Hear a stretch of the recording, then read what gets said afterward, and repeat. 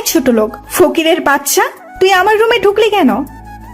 না মানে আপনাকে আন্টি নাস্তা খাওয়ার জন্য ডাকছে।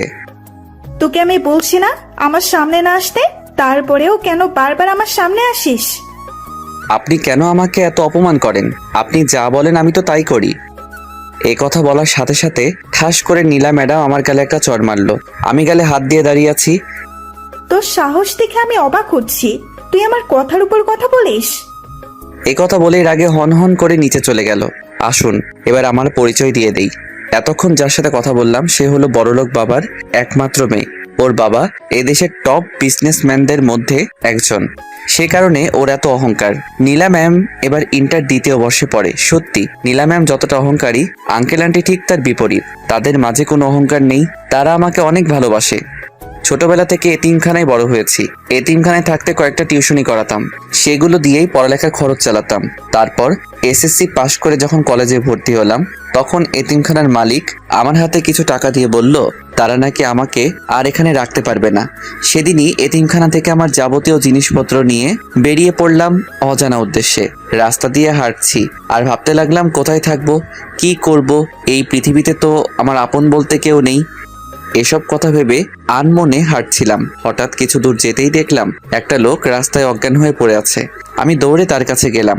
লোকটার কাছেই যেতেই দেখলাম অজ্ঞান হয়ে পড়ে আছে। তারপর আমি তাকে তুলে পাশের একটা হাসপাতালে নিয়ে গেলাম।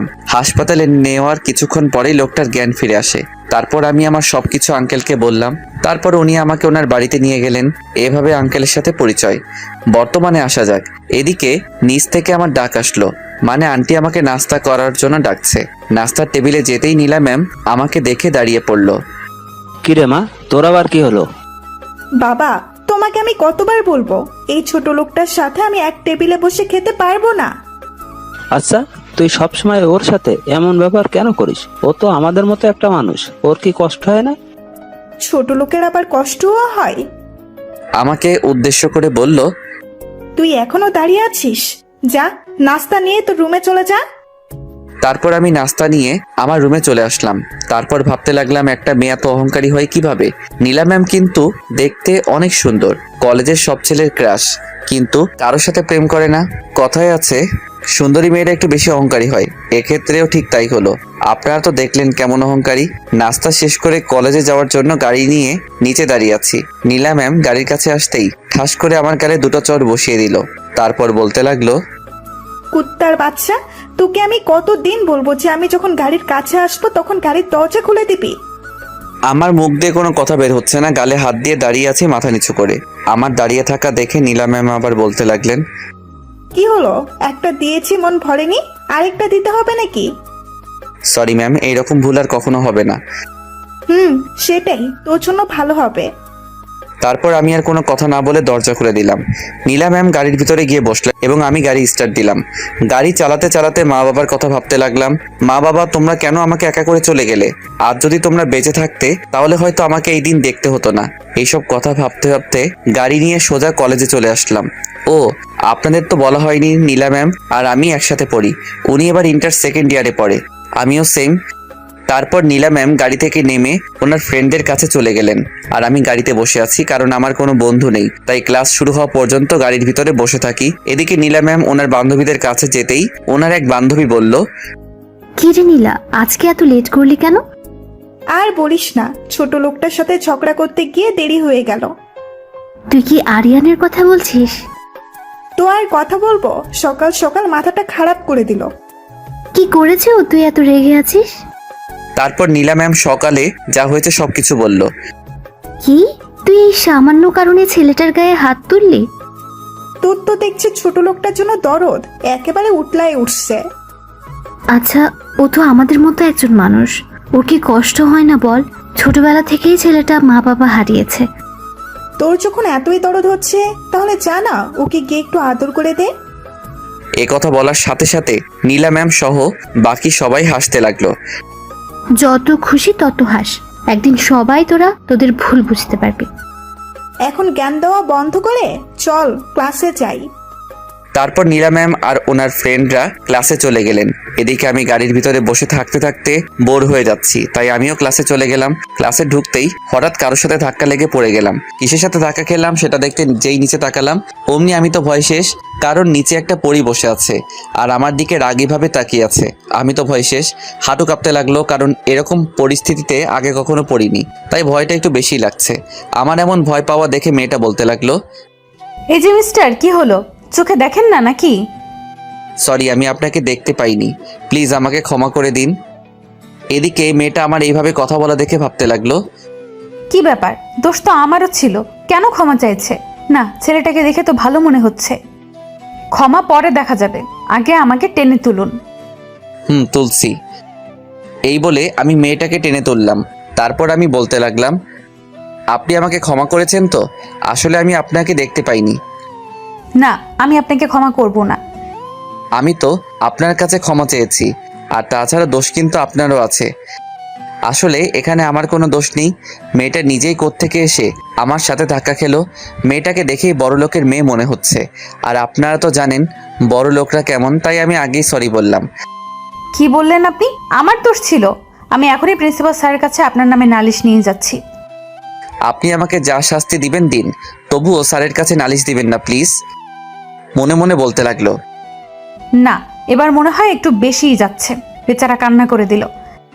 কি হলো, কিছু বলছেন না কেন? ঠিক আছে, স্যারকে কিছু বলবো না, তবে আজকে থেকে আমি যা বলবো তাই শুনতে হবে। আজব তো, আপনি কে যে আপনার কথা আমাকে শুনতে হবে? ওকে, আমার কথা না শুনলেও একটু পর প্রিন্সিপাল এসে যা বলবে তা কি না শুনতে পারবেন? মেয়েটার কথা বলা দেখেই আমি বুঝে গেলাম ও কি বলতে চাইছে, তাই আমি আর কোনো কথা না বলেই হ্যাঁ বলে দিলাম। না, আপনি যা বলবেন আমি তাই শুনবো। ওকে, ঠিক আছে।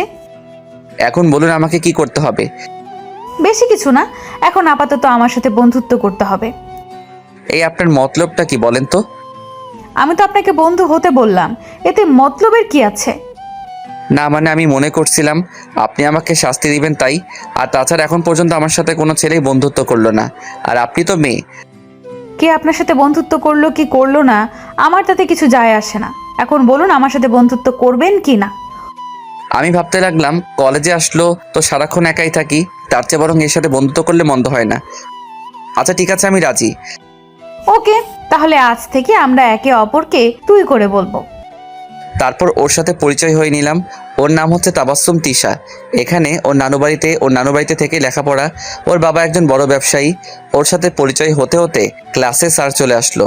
তারপর ও ওর জায়গায় চলে গেল আর আমি আমার জায়গায়। এভাবে প্রত্যেকটা ক্লাস শেষ করলাম। তারপর ক্লাস শেষ করে যেই বের হতে লাগলাম, অমনি পেছন থেকে কেউ একজন ডাকলো। সে আর কেউ নয়, নীলা ম্যাম। আমার কাছে এসে বলতে লাগলো, এই শোন, আমার জুতোগুলো ময়লা হয়ে গেছে, এক্ষুনি গিয়ে পালিশ করে নিয়ে আয় যা। এখন তো আপনি বাড়িতে যাবেন, তাহলে জুতা পালিশ করার কি দরকার? এ কথা বলার সাথে সাথে নীলা ম্যাম আমার গালে একটা ঠাস করে বসিয়ে দিলেন আর রেগে বলতে লাগলেন, তোর সাহস দেখে আমি অবাক হচ্ছি, তুই আমার কথার উপর কথা বলছিস। এই কথা বলে নীলা ম্যাম জুতাগুলো আমার গায়ের উপর ছুঁড়ে মারলেন। এই নে, তোর হাতে 5 মিনিট সময় আছে, এর মধ্যে তুই জুতোগুলো পালিশ করে নিয়ে আসবি। তারপর আমি আর কোনো কথা না বলে জুতাগুলো পালিশ করতে নিয়ে গেলাম। জুতা পালিশ করে যেই নীলা ম্যামের কাছে গেলাম, কলেজে গিয়ে দেখি নীলা ম্যাম কোথাও নেই, গাড়িটাও নেই। তার মানে উনি বাড়ি চলে গেছেন। এসব ভাবতে ভাবতে হঠাৎ আমার ফোনটা বেজে উঠলো। ফোনটা হাতে নিয়ে দেখি নীলা ম্যাম কল দিয়েছেন। তারপর কল রিসিভ করতেই উনি বলতে লাগলেন, ওই তুই এখন কোথায় আছিস? ম্যাম আমি তো কলেজে, আপনি কোথায়? দেখতে পাচ্ছি না যে। শোন, আমি বাড়ি চলে আসছি, তুইও বাড়ি চলে আয়। তার মানে উনি এসব অপমান করার জন্য করলেন। এখন যদি আমি ওনার সাথে সাথে কথা কাটাকাটি করি তাহলে বাড়ি গেলে নিশ্চিত আমার কপালে দুঃখ আছে। তাই আমি একটু শান্তভাবে বললাম, আমি আসছি। তারপর কল কেটে দিলেন। আজ আমি এতিম বলে উনি আমার সাথে যা খুশি তাই করছেন। কেন, এতিমরা কি মানুষ না? আমাদের কি কষ্ট হয় না? এসব ভাবতে ভাবতে দু চোখ পানিতে ভরে গেল। হঠাৎই কেউ একজন আমার সামনে একটা টিস্যু ধরলো। আমি কোনো দিকে না তাকিয়ে টিস্যুটা হাতে নিয়ে চোখের পানিগুলো মুছলাম। চোখ মুছে যেই সামনে তাকাতেই দেখি তিশা দাঁড়িয়ে আছে। আমাকে বলতে লাগলো, কি জনাব, কান্না করছিলেন কেন? কই কান্না করছি, চোখে কি যেন একটা পড়লো। তুই কি ভেবেছিস আমি কিছু দেখিনি? দেখলে আবার জিজ্ঞেস করছিস কেন? আচ্ছা, ও কি তোর সাথে সবসময় এরকম ব্যবহার করে? সুযোগ পেলে অপমান করে। আজ তো দেখলি। ও তোর সাথে এমন করে, তুই কিছু বলতে পারিস না? তুই আমার ব্যাপারে সব জানিস। ওরা যদি না থাকতো তাহলে আমার কি হতো? হয়তো রাস্তায় পড়ে মরে থাকতাম।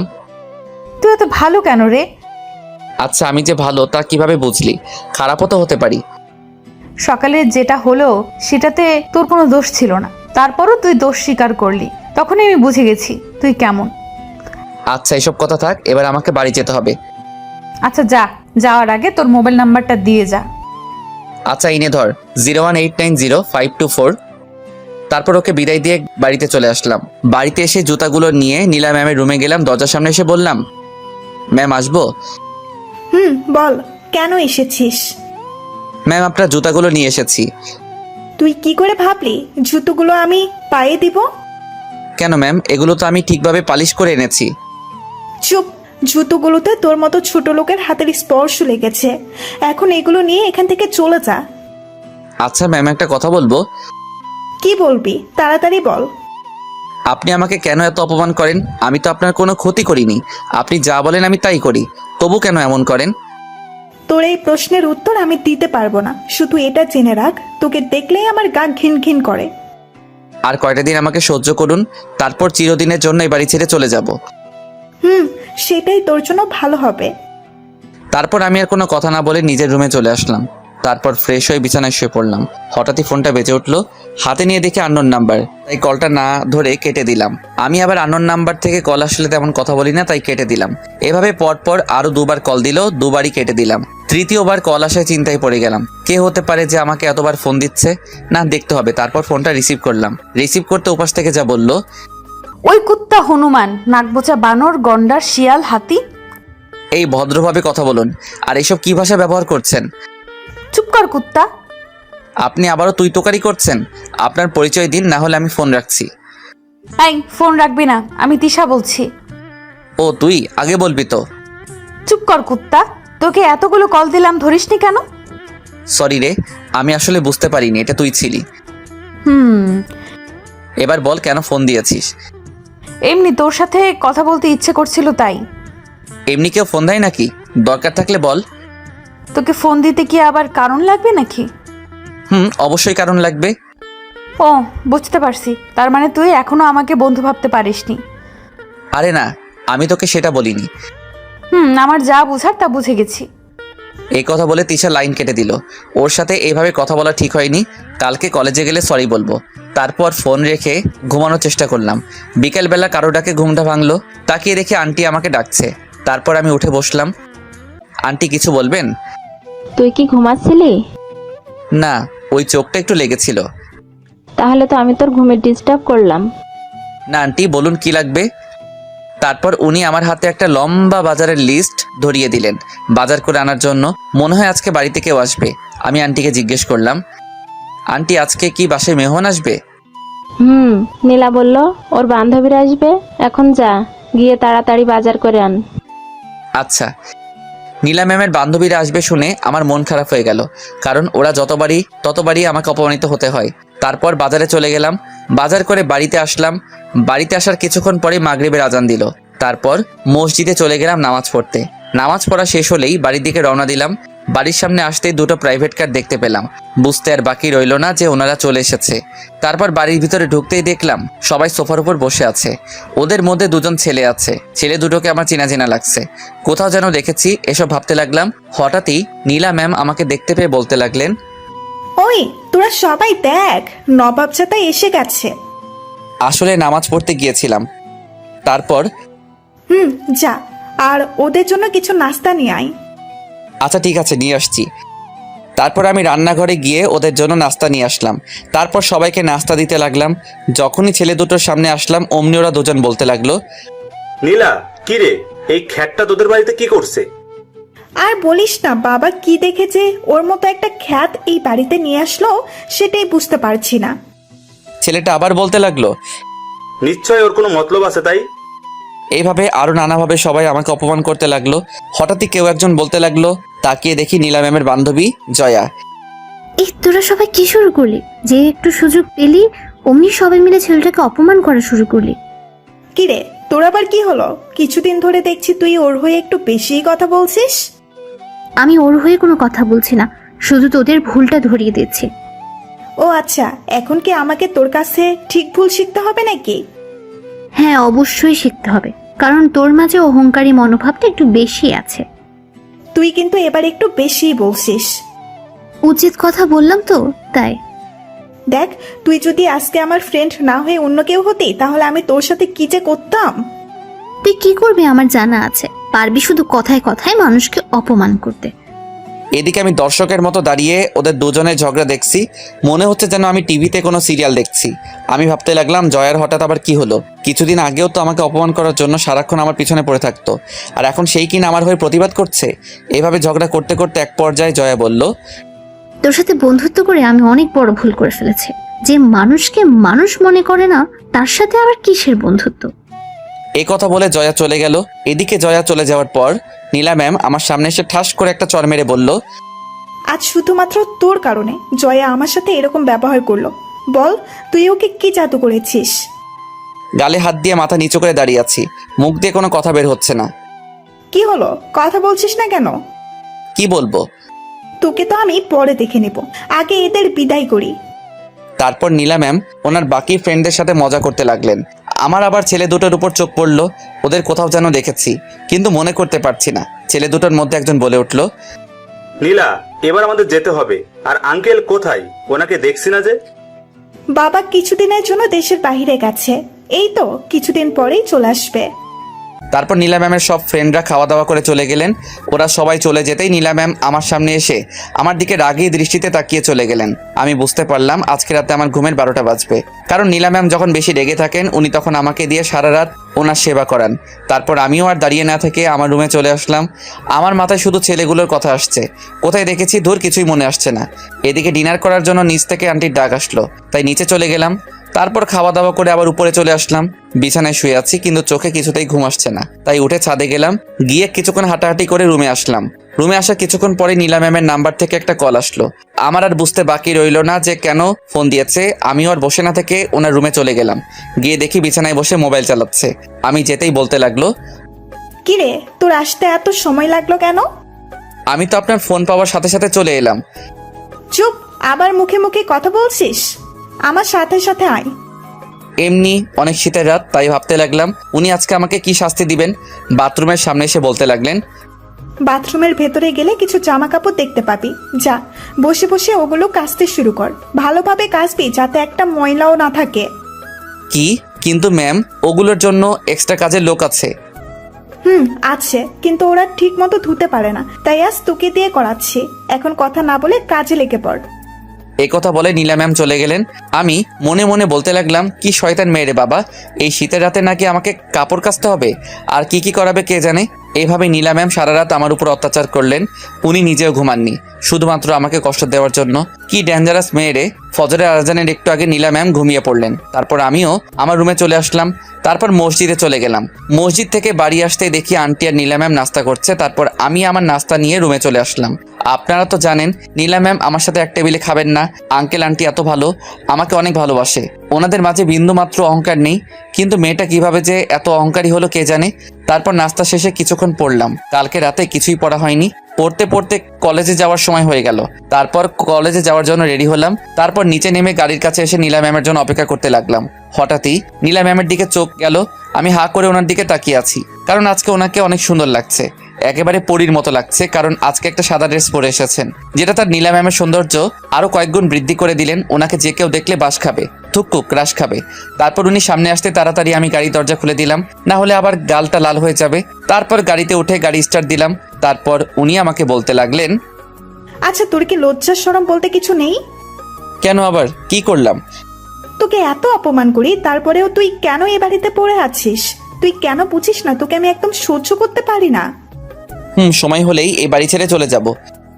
যত তাড়াতাড়ি পারিস চলে যা। আমি ভাবছি ফাইনাল পরীক্ষাটা দিয়েই এখান থেকে চলে যাব। পরীক্ষার আর মাত্র 2 মাস বাকি। এই 2 মাস না হয় একটু কষ্ট করেই থেকে যাই। কলেজের সামনে এসে গাড়ি থামালাম। তারপর উনি গাড়ি থেকে নেমে গেলেন। ওই শোন, এখন থেকে কলেজে আসলে তুই তোর মতো থাকবি, আমি আমার মতো থাকবো। কিন্তু আঙ্কেল তো বলল সারাক্ষণ আপনার সাথে থাকতে। আমি যা বলছি তাই করবি, আর আমার কোনো কিছু দরকার হলে তোকে ডেকে নিব। আচ্ছা ঠিক আছে। তারপর নীলা ম্যাম চলে গেলেন। উনি চলে যাওয়ার পরেই আমি ক্যাম্পাসে একটা গাছের নিচে বসে বসে মোবাইল চালাতে হঠাৎই কেউ একজন পিছন থেকে এসে আমার মাথার চুলগুলো ধরে জোরে জোরে টানতে লাগলো। পিছন ফিরে তাকাতেই দেখি তিশা হিংস্র বাঘিনীর মতো আমার দিকে তাকিয়ে আছে। ওকে এভাবে তাকিয়ে থাকতে দেখে আমার ভয় হলো। ওই কি করছিস কি? ছাড় বলছি, লাগছে কিন্তু। চুপ কর কুত্তা, তুই আমার সাথে কোনো কথা বলবি না। আচ্ছা ঠিক আছে, আমি আর তোর সাথে কোনো কথা বলবো না। একথা বলার সাথে সাথে তিশা আমার শার্টের কলার ধরে রাগী দৃষ্টিতে তাকিয়ে বলল, কি বললি? তুই আর আমার সাথে কথা বলবি না? কি করছিস কি? কলার থেকে হাত সরা, দেখ সবাই কিভাবে তাকিয়ে আছে। আর তাছাড়া তুই তো বললি আমি যেন তোর সাথে কথা না বলি। যা বলেছি রাগের মাথায় বলেছি, এবার বল কালকে ফোনে কথা বলার সময় আমাকে কি বলেছিস? তুই কি বলছিস আমি কিছু বুঝতেছি না। আহারে কচি খোকা, কিছু মনে নেই তাই তো? হুম। চুপ কর কুত্তা, এবার বল কেন এভাবে কথা বলেছিস? তিশা খুব ভালো মেয়ে, ওর সাথে পরিচয় মাত্র একদিনের। এই একদিনে ও আমাকে অনেক আপন করে নিয়েছে। ও সত্যি সত্যি আমাকে ওর বন্ধু ভাবছে, কিন্তু আমি তা পারিনি, কারণ ওর সাথে বন্ধুত্ব করার যোগ্যতা আমার নেই। আপনার তো জানেনই ওর স্ট্যাটাস আমার স্ট্যাটাস এক নয়, তাই আমি ভাবছি ওর সাথে বন্ধুত্ব রাখবো না। আমি কোনো ভুল বলিনি। তাছাড়া তুই আমাকে দরকার ছাড়া কেন কল দিবি? তুই আমাকে একটা কথা বল, আমি তোর কি? আমি তোকে কিছুই মনে করি না। আমাকে তোর বন্ধু ভাবতে পারিসনি তাই তো? হুম। তাহলে কি গার্লফ্রেন্ড মনে করিস? কি যাতা বলছিস? আমি তোকে গার্লফ্রেন্ড কেন ভাবতে যাব? একদম আমার সামনে রাগ দেখাবি না। বল তুই আমাকে কি ভাবিস? দেখ, তোর আর আমার বন্ধুত্ব করা মানায় না। কেন মানায় না? তুই কি কোনো বিখ্যাত ব্যক্তি নাকি? দেখ, তোর স্ট্যাটাস আর আমার স্ট্যাটাস এক নয়। কোথায় তুই আর কোথায় আমি, তাই বলছি তোর সাথে আমার যায় না। দেখ, বন্ধুত্ব করতে স্ট্যাটাস লাগে না, সুন্দর একটা মন লাগে। জানি বন্ধুত্ব করতে সুন্দর একটা মন লাগে, যেটা তোর আছে। আছে বলে তুই আমার মতো একটা ছেলের সাথে বন্ধুত্ব করতে চাচ্ছিস। আমার পিছনে পড়ে না থেকে এই কলেজে আরো অনেক সুন্দর সুন্দর ছেলে আছে যারা তোর যোগ্য। এতক্ষণ পর্যন্ত তুই অনেক কথা বলেছিস, আর না, তুই কি ভুলে যাচ্ছিস প্রথম দিন আমাকে কি বলেছিস? আমি যা বলবো তুই নাকি তাই করবি। বলেছি, কিন্তু সেটা। তাহলে এখন কি হলো? আমি তো তোর সাথে বন্ধুত্ব করতে চাচ্ছি। বলেছি, কিন্তু সেটা বন্ধুত্ব করার জন্য নয়। আমি মনে করেছি তুই আমাকে শাস্তি দিবি। আমি তো শুধু তোর সাথে বন্ধুত্ব করতে চাইছি, তুই কেন এমন করছিস? ওই যে বললাম না স্ট্যাটাস। আর তাছাড়া আমি এটা বুঝতে পারছি তুই কেন আমার পিছনে এভাবে পড়ে আছিস। ওর সাথে কথা বলতে বলতে কখন যে ক্লাসের সময় হয়ে গেল বুঝতেই পারিনি। দেখ তিশা, আমি আর এই ব্যাপারে কোনো কথা বলতে চাই না। ক্লাসের সময় হয়ে গেল, আমি যাচ্ছি। এ কথা বলেই চলে আসলাম। তিশা চাইছেটা কি? ও কেন আমার সাথে এমন করছে? এই কলেজে তো আমার থেকেও অনেক স্মার্ট ছেলে আছে। ও তাদের সাথে বন্ধুত্ব না করে আমার সাথে কেন? কে জানে কি চলছে ওর মনে। এদিকে তিশা ভাবছে, তোকে তো আমার সাথে কথা বলতে হবেই। আমিও দেখবো তুই কিভাবে আমার সাথে কথা না বলিস। আমি ক্লাসে গিয়ে নীলা ম্যাম আর ওনার বান্ধবীরা আগে থেকে ক্লাসে বসে আছে। আমি ক্লাসে ঢুকতে নীলা ম্যাম বলতে লাগলো, ওই শোন, এতক্ষণ কোথায় ছিলি? এই তো ক্যাম্পাসে ছিলাম। কেন, কোনো কিছু লাগবে নাকি? না, কিছু লাগবে না, যা এখান থেকে। তারপর আমি গিয়ে পিছনের একটা বেঞ্চে বসলাম। পুরো ক্লাসে শুধু একটা বেঞ্চ খালি ছিল, তাই সেখানে গিয়ে বসে পড়লাম। স্যার আসতেই এখনো কিছু সময় বাকি আছে, তাই আমি বইটা বার করে পড়তে লাগলাম। হঠাৎই দেখলাম কেউ একজন আমার পাশে এসে বসলো। তাকিয়ে দেখি তিশা। আমি আবার পড়ায় মনোযোগ দিলাম। কিছুক্ষণ পর ক্লাসে স্যার আসলো। সবাই দাঁড়িয়ে স্যারকে সালাম দিল। তারপর স্যার বলতেই, স্টুডেন্টস তোমরা সবাই কেমন আছো? সবাই একসাথে বলতে লাগলো, জি স্যার আমরা সবাই ভালো আছি, আপনি কেমন আছেন? আমিও ভালো আছি। তোমরা সবাই জানো আর 3 মাস পর তোমাদের পরীক্ষা, তা তোমাদের সবার প্রিপারেশন কেমন? সবাই একসাথে আলহামদুলিল্লাহ স্যার, আমাদের সবার প্রিপারেশন ভালো। আচ্ছা ঠিক আছে, আরিয়ান তুমি দাঁড়াও। তারপর আমি দাঁড়িয়ে গেলাম। স্যার বলতে লাগলো, এই ক্লাসের সবচেয়ে ভালো ও মেধাবী স্টুডেন্ট হচ্ছে তুমি। তোমার থেকে আমরা ভালো কিছু আশা করছি। আলহামদুলিল্লাহ স্যার, আমার প্রিপারেশন ভালো, শুধু আপনাদের একটু দোয়া চাই। আমরা তোমাদের সবার জন্য দোয়া করব।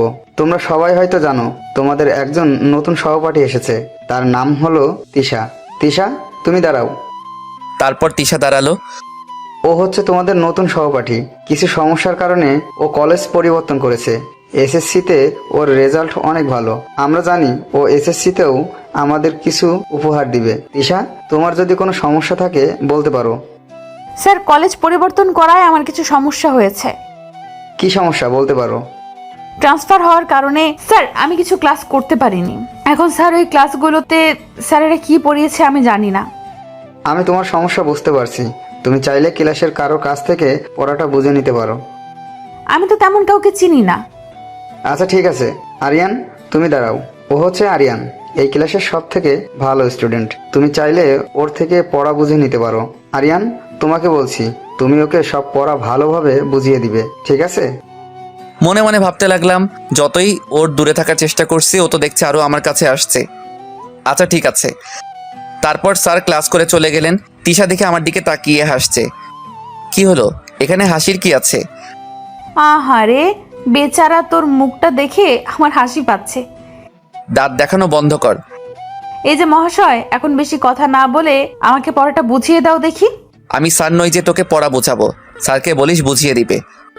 এই তুই কি ভুলে গেছিস স্যার একটু আগে কি বলে গেল? মনে আছে, কিন্তু আমি তোকে এখন পড়া বোঝাতে পারবো না। বেশি কথা না বলে যা তো এখান থেকে। না, তোকে এখনই বুঝিয়ে দিতে হবে। তিশা দেখ, এখন আমার ভালো লাগছে না। ওকে, তাহলে আমি যাচ্ছি স্যারের কাছে। এ কথা বলেই তিশা উঠে দাঁড়ালো। আমি ভাবতে লাগলাম, এখন যদি ওকে পড়াটা না বুঝিয়ে দেই তাহলে তো স্যারের কথা অমান্য করা হবে। না, তা আমি কিছুতেই করতে পারি না। এদিকে আমাকে এভাবে ভাবতে দেখে তিশা বলতে লাগলো, কি যাবো নাকি স্যারের কাছে? না, যাওয়ার দরকার নেই, বস এখানে। তারপর ওকে পড়া বুঝিয়ে দিতে লাগলাম। আমি খাতার দিকে তাকিয়ে ওকে পড়া বোঝাচ্ছিলাম। পড়া বোঝানো শেষ করে যেই ওর দিকে তাকালাম, দেখলাম ও হা করে আমার দিকে তাকিয়ে আছে। ওই কি হলো, বুঝেছিস? ও কোনো কথাই বলছে না। এবার আমার একটু রাগ হলো। রাগ উঠলে আমি নিজেকে কন্ট্রোল করতে পারি না। দিলাম কষে একটা থাপ্পড় ওর গালে।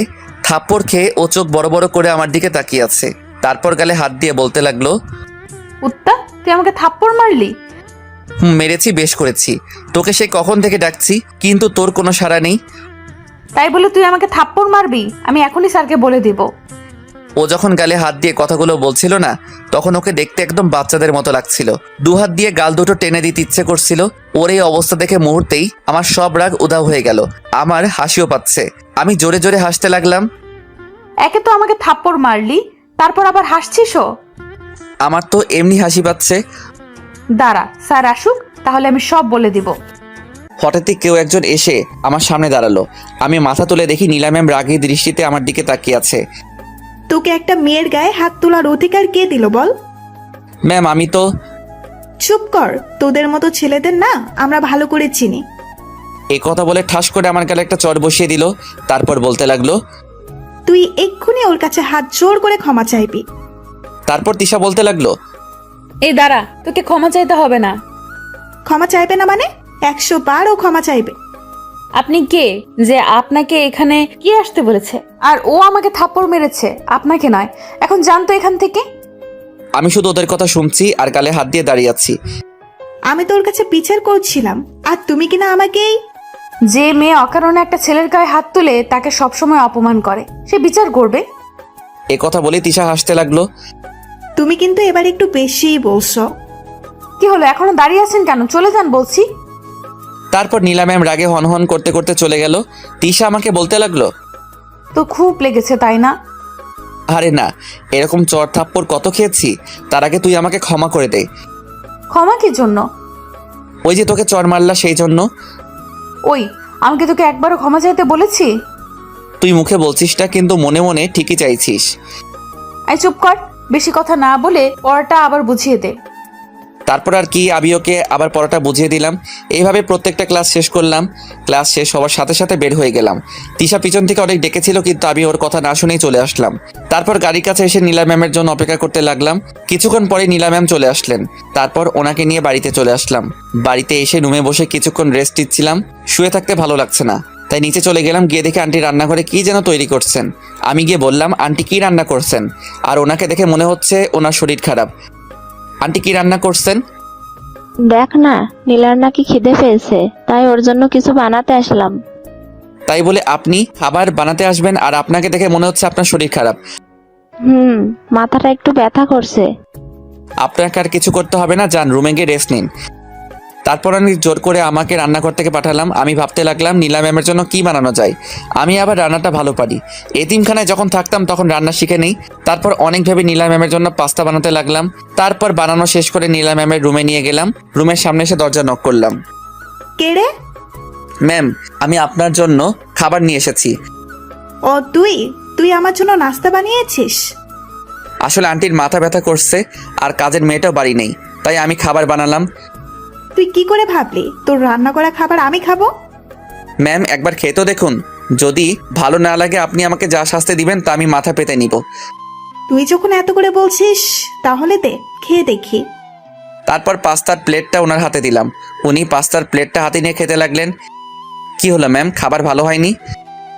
ভালো হয়েছে, এখন তুই যা। তারপর আমি চলে আসলাম। এদিকে নীলা ম্যাম ভাবতে লাগলো ও কিভাবে এত ভালো পাস্তা তৈরি করলো, রেস্টুরেন্টে ও তো এত ভালো পাস্তা খাওয়া যায় না। আমি রুমে আসলাম। রুমে এসে কিছুক্ষণ বসতেই মাগরিবের আজান দিয়ে দিল। তারপর মসজিদে চলে গেলাম, নামাজ পড়ে আবার বাড়ি চলে আসলাম। বাড়িতে এসে হালকা কিছু নাস্তা করলাম, তারপর নাস্তা করে পড়তে বসলাম। কিছুক্ষণ পড়লাম, হঠাৎই নীলা ম্যাম আমাকে ডাকতে লাগলেন। আমি ওনার রুমে গেলাম, গিয়ে দেখলাম রেডি হয়ে বসে আছেন। তুই এসেছিস, যা গাড়ি বের কর। ম্যাম এখন এই সময় কোথায় যাচ্ছেন? এখন কি তোকে কৈফিয়ত দিতে হবে আমি কোথায় যাচ্ছি? না আমি তা বলছি না। তাহলে এখনো দাঁড়িয়ে আছিস কেন? কি বললাম শুনতে পাসনি? আমি আর দাঁড়িয়ে না থেকে চলে গেলাম। কি মেয়ে রে বাবা, কিছুদিন পর পরীক্ষা, কোথায় বাড়িতে বসে বসে পড়বে তা নয়, আর উনি পার্টি করে বেড়াচ্ছে। কিছুক্ষণ পর নীলা ম্যাম আসলেন। উনি গাড়িতে উঠে বসলেন। কিছু দূর আসতেই উনি একটা নাইট ক্লাবের সামনে গাড়ি দাঁড় করাতে বললেন। উনি গাড়ি থেকে নামার সময় আমি বললাম, ম্যাম কালকে যে ছেলেগুলো এসেছিল না, ওদের সাথে আপনি একটু কম মিশবেন, ওদের দেখে আমার সুবিধার মনে হচ্ছে না। এই কথা বলার সাথে সাথে উনি কষে আমার গালে একটা চড় মারলেন। তারপর রেগে বলতে লাগলেন, কুত্তার বাচ্চা, তোর এত বড় সাহস তুই আমার বন্ধুদের নামে বাজে কথা বলিস? ওরা তোর মতো ছোট লোক নয়, বুঝলি? চলে যা এখান থেকে, তোকে দেখলেই আমার কেমন জানি করে।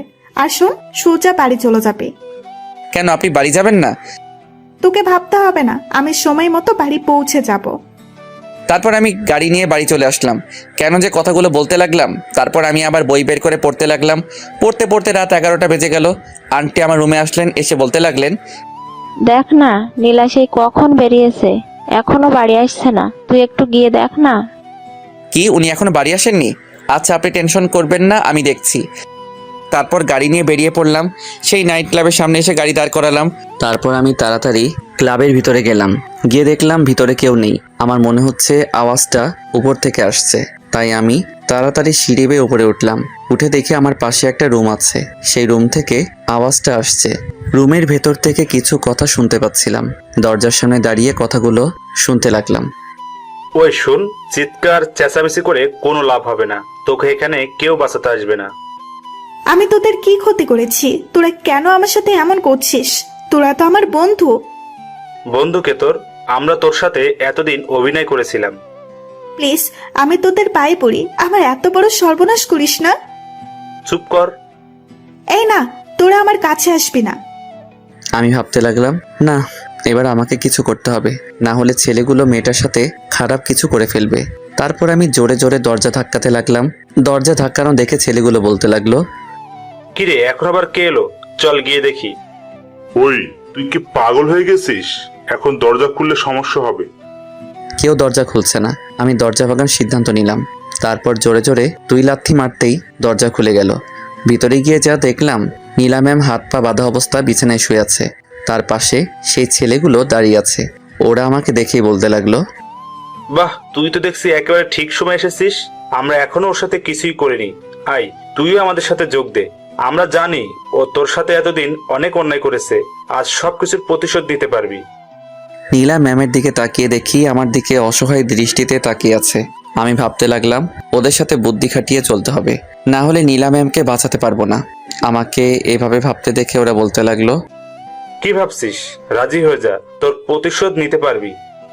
আমি বললাম ঠিক আছে, আগে তোরা যা।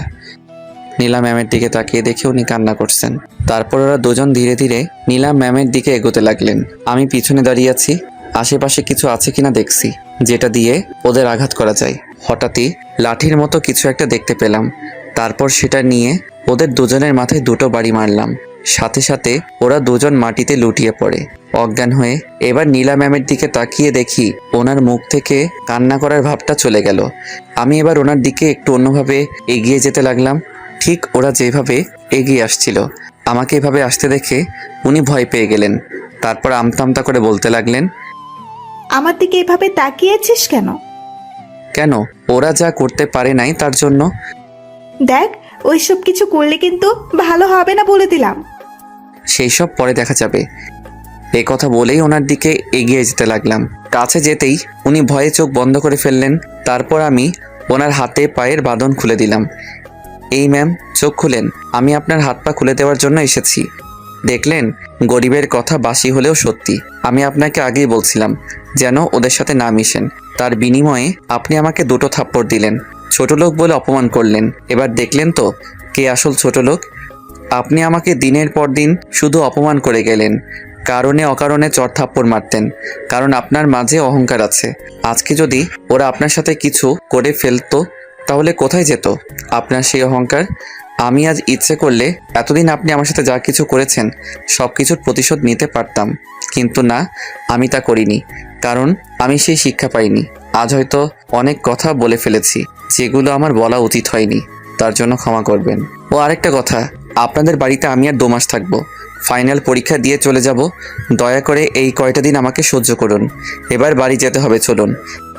একথা বলেই আমি কিছু দূর চলে আসলাম। কি ব্যাপার, নীলা ম্যাম আসছো না কেন? পিছন ফিরে তাকাতেই দেখে উনি মাটিতে বসে আছে। কি হলো, বসে গেলেন কেন? হাঁটতে পারছি না, পায়ে ব্যথা করছে। পায়ে কিভাবে পেলেন? পাটা তো ফুলে গেছে। আসলে ওরা যখন আমার হাত পা বাঁধছিল তখন ব্যথা লাগে। এখন বাড়ি কিভাবে যাবেন? আমি কিভাবে বলবো? তারপর আমি ভাবতে লাগলাম কি করা যায়। তারপর নীলা ম্যামকে কোলে তুলে নিলাম। সরি ম্যাম, এছাড়া কোনো উপায় ছিল না। তারপর ওনাকে কোলে নিয়ে গাড়ির কাছে আসলাম, ওনাকে গাড়িতে বসিয়ে দিলাম। তারপর গাড়ি ড্রাইভ করে বাড়িতে চলে আসলাম। আটার বস্তাটাকে আবার কোলে নিতে হলো। ওনাকে নিয়ে বাড়ির ভিতরে ঢুকতেই দেখলাম আঙ্কেল আন্টি দুজনেই সোফায় বসে আছে। আমাদের এই অবস্থা দেখে দুজনেই দাঁড়িয়ে পড়লেন। আমি গিয়ে নীলা ম্যামকে সোফায় বসিয়ে দিলাম। আঙ্কেল আমার কাছে এসে বলতে লাগলো, বাবা, নীলার কি হয়েছে? সেটা আমার থেকে উনি ভালো বলতে পারবে। এ কথা বলেই আমি রুমে চলে আসলাম। এদিকে আঙ্কেল নীলা ম্যামকে জিজ্ঞাসা করলেন কি হয়েছে। তারপর নীলা ম্যাম প্রথম থেকে শেষ পর্যন্ত যা হলো সব কিছু বললেন। সব শোনার পর আঙ্কেল রেগে গিয়ে বলতে লাগলেন, কি, ওদের এত বড় সাহস? ওরা আমার মেয়ের সাথে এসব করতে চেয়েছে? তুই শুধু ওদের নাম বল। আমার মনে হয় ওরা এখনো ওখানেই আছে, তুমি পুলিশ পাঠিয়ে দাও। ঠিক আছে, তাই হবে। এদিকে আমি রুমে বসে ভাবতে লাগলাম আঙ্কেল বাড়িতে কখন এলেন, ওনার তো দেশের বাইরে থাকার কথা। এসব ভাবছিলাম, হঠাৎই দরজা ধাক্কানোর শব্দ পেলাম। দরজা খুলে দেখে আঙ্কেল দাঁড়িয়ে আছে। আমাকে দেখে সাথে সাথে জড়িয়ে ধরলেন। তারপর বলতে লাগলেন, তোমাকে কি বলে যে ধন্যবাদ দিব তা বুঝতে পারছি না। আঙ্কেল, ধন্যবাদের কি আছে, আমি তো আমার কাজ করেছি। তুমি একবার আমার জীবন বাঁচিয়েছো, আর আজ আমার মেয়ের তুমি তো আমাকে ঋণী করে ফেললে। আঙ্কেল কি যে বলে না। চলো এবার নিচে চলো, ডিনার করবে। তারপর আমি নিচে চলে গেলাম। খাবার টেবিলে গিয়ে দেখলাম নীলা ম্যাম আগে থেকে বসে আছে। আমি গিয়ে আমার খাবারটা নিয়ে যেই চলে আসতে যাব, অমনি কেউ একজন বলল, তুমি এখানে বসে খেতে পারো, উপরে যেতে হবে না। কথাটা কে বলল তা শোনার জন্য যেই পিছনে ফিরলাম, আমি তো দেখলাম নীলা ম্যাম দাঁড়িয়ে আছে। আমি আঙ্কেলকে জিজ্ঞাসা করলাম, আঙ্কেল, কথাটা কি আপনি বলেছেন? না তো। তাহলে নিশ্চয়ই আন্টি বলেছে। না বাবা, আমি বলিনি। তাহলে কে বলল? নীলা ম্যাম বলতে লাগলেন, আমি বলেছি তুমি এখানে বসে খেতে পারো। আমি তো ওনার কথা শুনে হা হয়ে গেলাম। যেই মেয়ে আমাকে দেখতে পারে না, আমাকে দেখলেই নাকি তার গা জ্বলে, সে আমাকে তার সাথে এক টেবিলে খেতে বলছে, আবার তুমি করে বলছে। কি হলো, দাঁড়িয়ে আছো কেন, বসো। আঙ্কেল আন্টির দিকে তাকিয়ে দেখি ওনারাও হা করে তাকিয়ে আছে। আমার মতো হয়তো তারাও নীলা ম্যামের কথাগুলো বিশ্বাস করতে পারছে না। না ম্যাম, আমি এখানে বসে খাবার খেলে আপনার সমস্যা হবে। আমার কোনো সমস্যা হবে না, তুমি বসো। আমি আর কথা না বলে আমার খাবার নিয়ে উপরে চলে গেলাম। আমাকে এভাবে চলে যেতে নীলা ম্যাম আঙ্কেলকে বলতে লাগলো, বাবা, ও চলে গেল কেন? তুই ওর সাথে এতদিন যা করেছিস, তারপর তুই কি করে ভাবলি ও তোর সাথে বসে এক টেবিলে খাবার খাবে? আজ যদি ওর জায়গায় অন্য কেউ থাকতো তাহলে তোর থেকে সবকিছুর প্রতিশোধ নিত। ওর সাথে আর খারাপ ব্যবহার করিস না। এবার খাবারটা শেষ কর।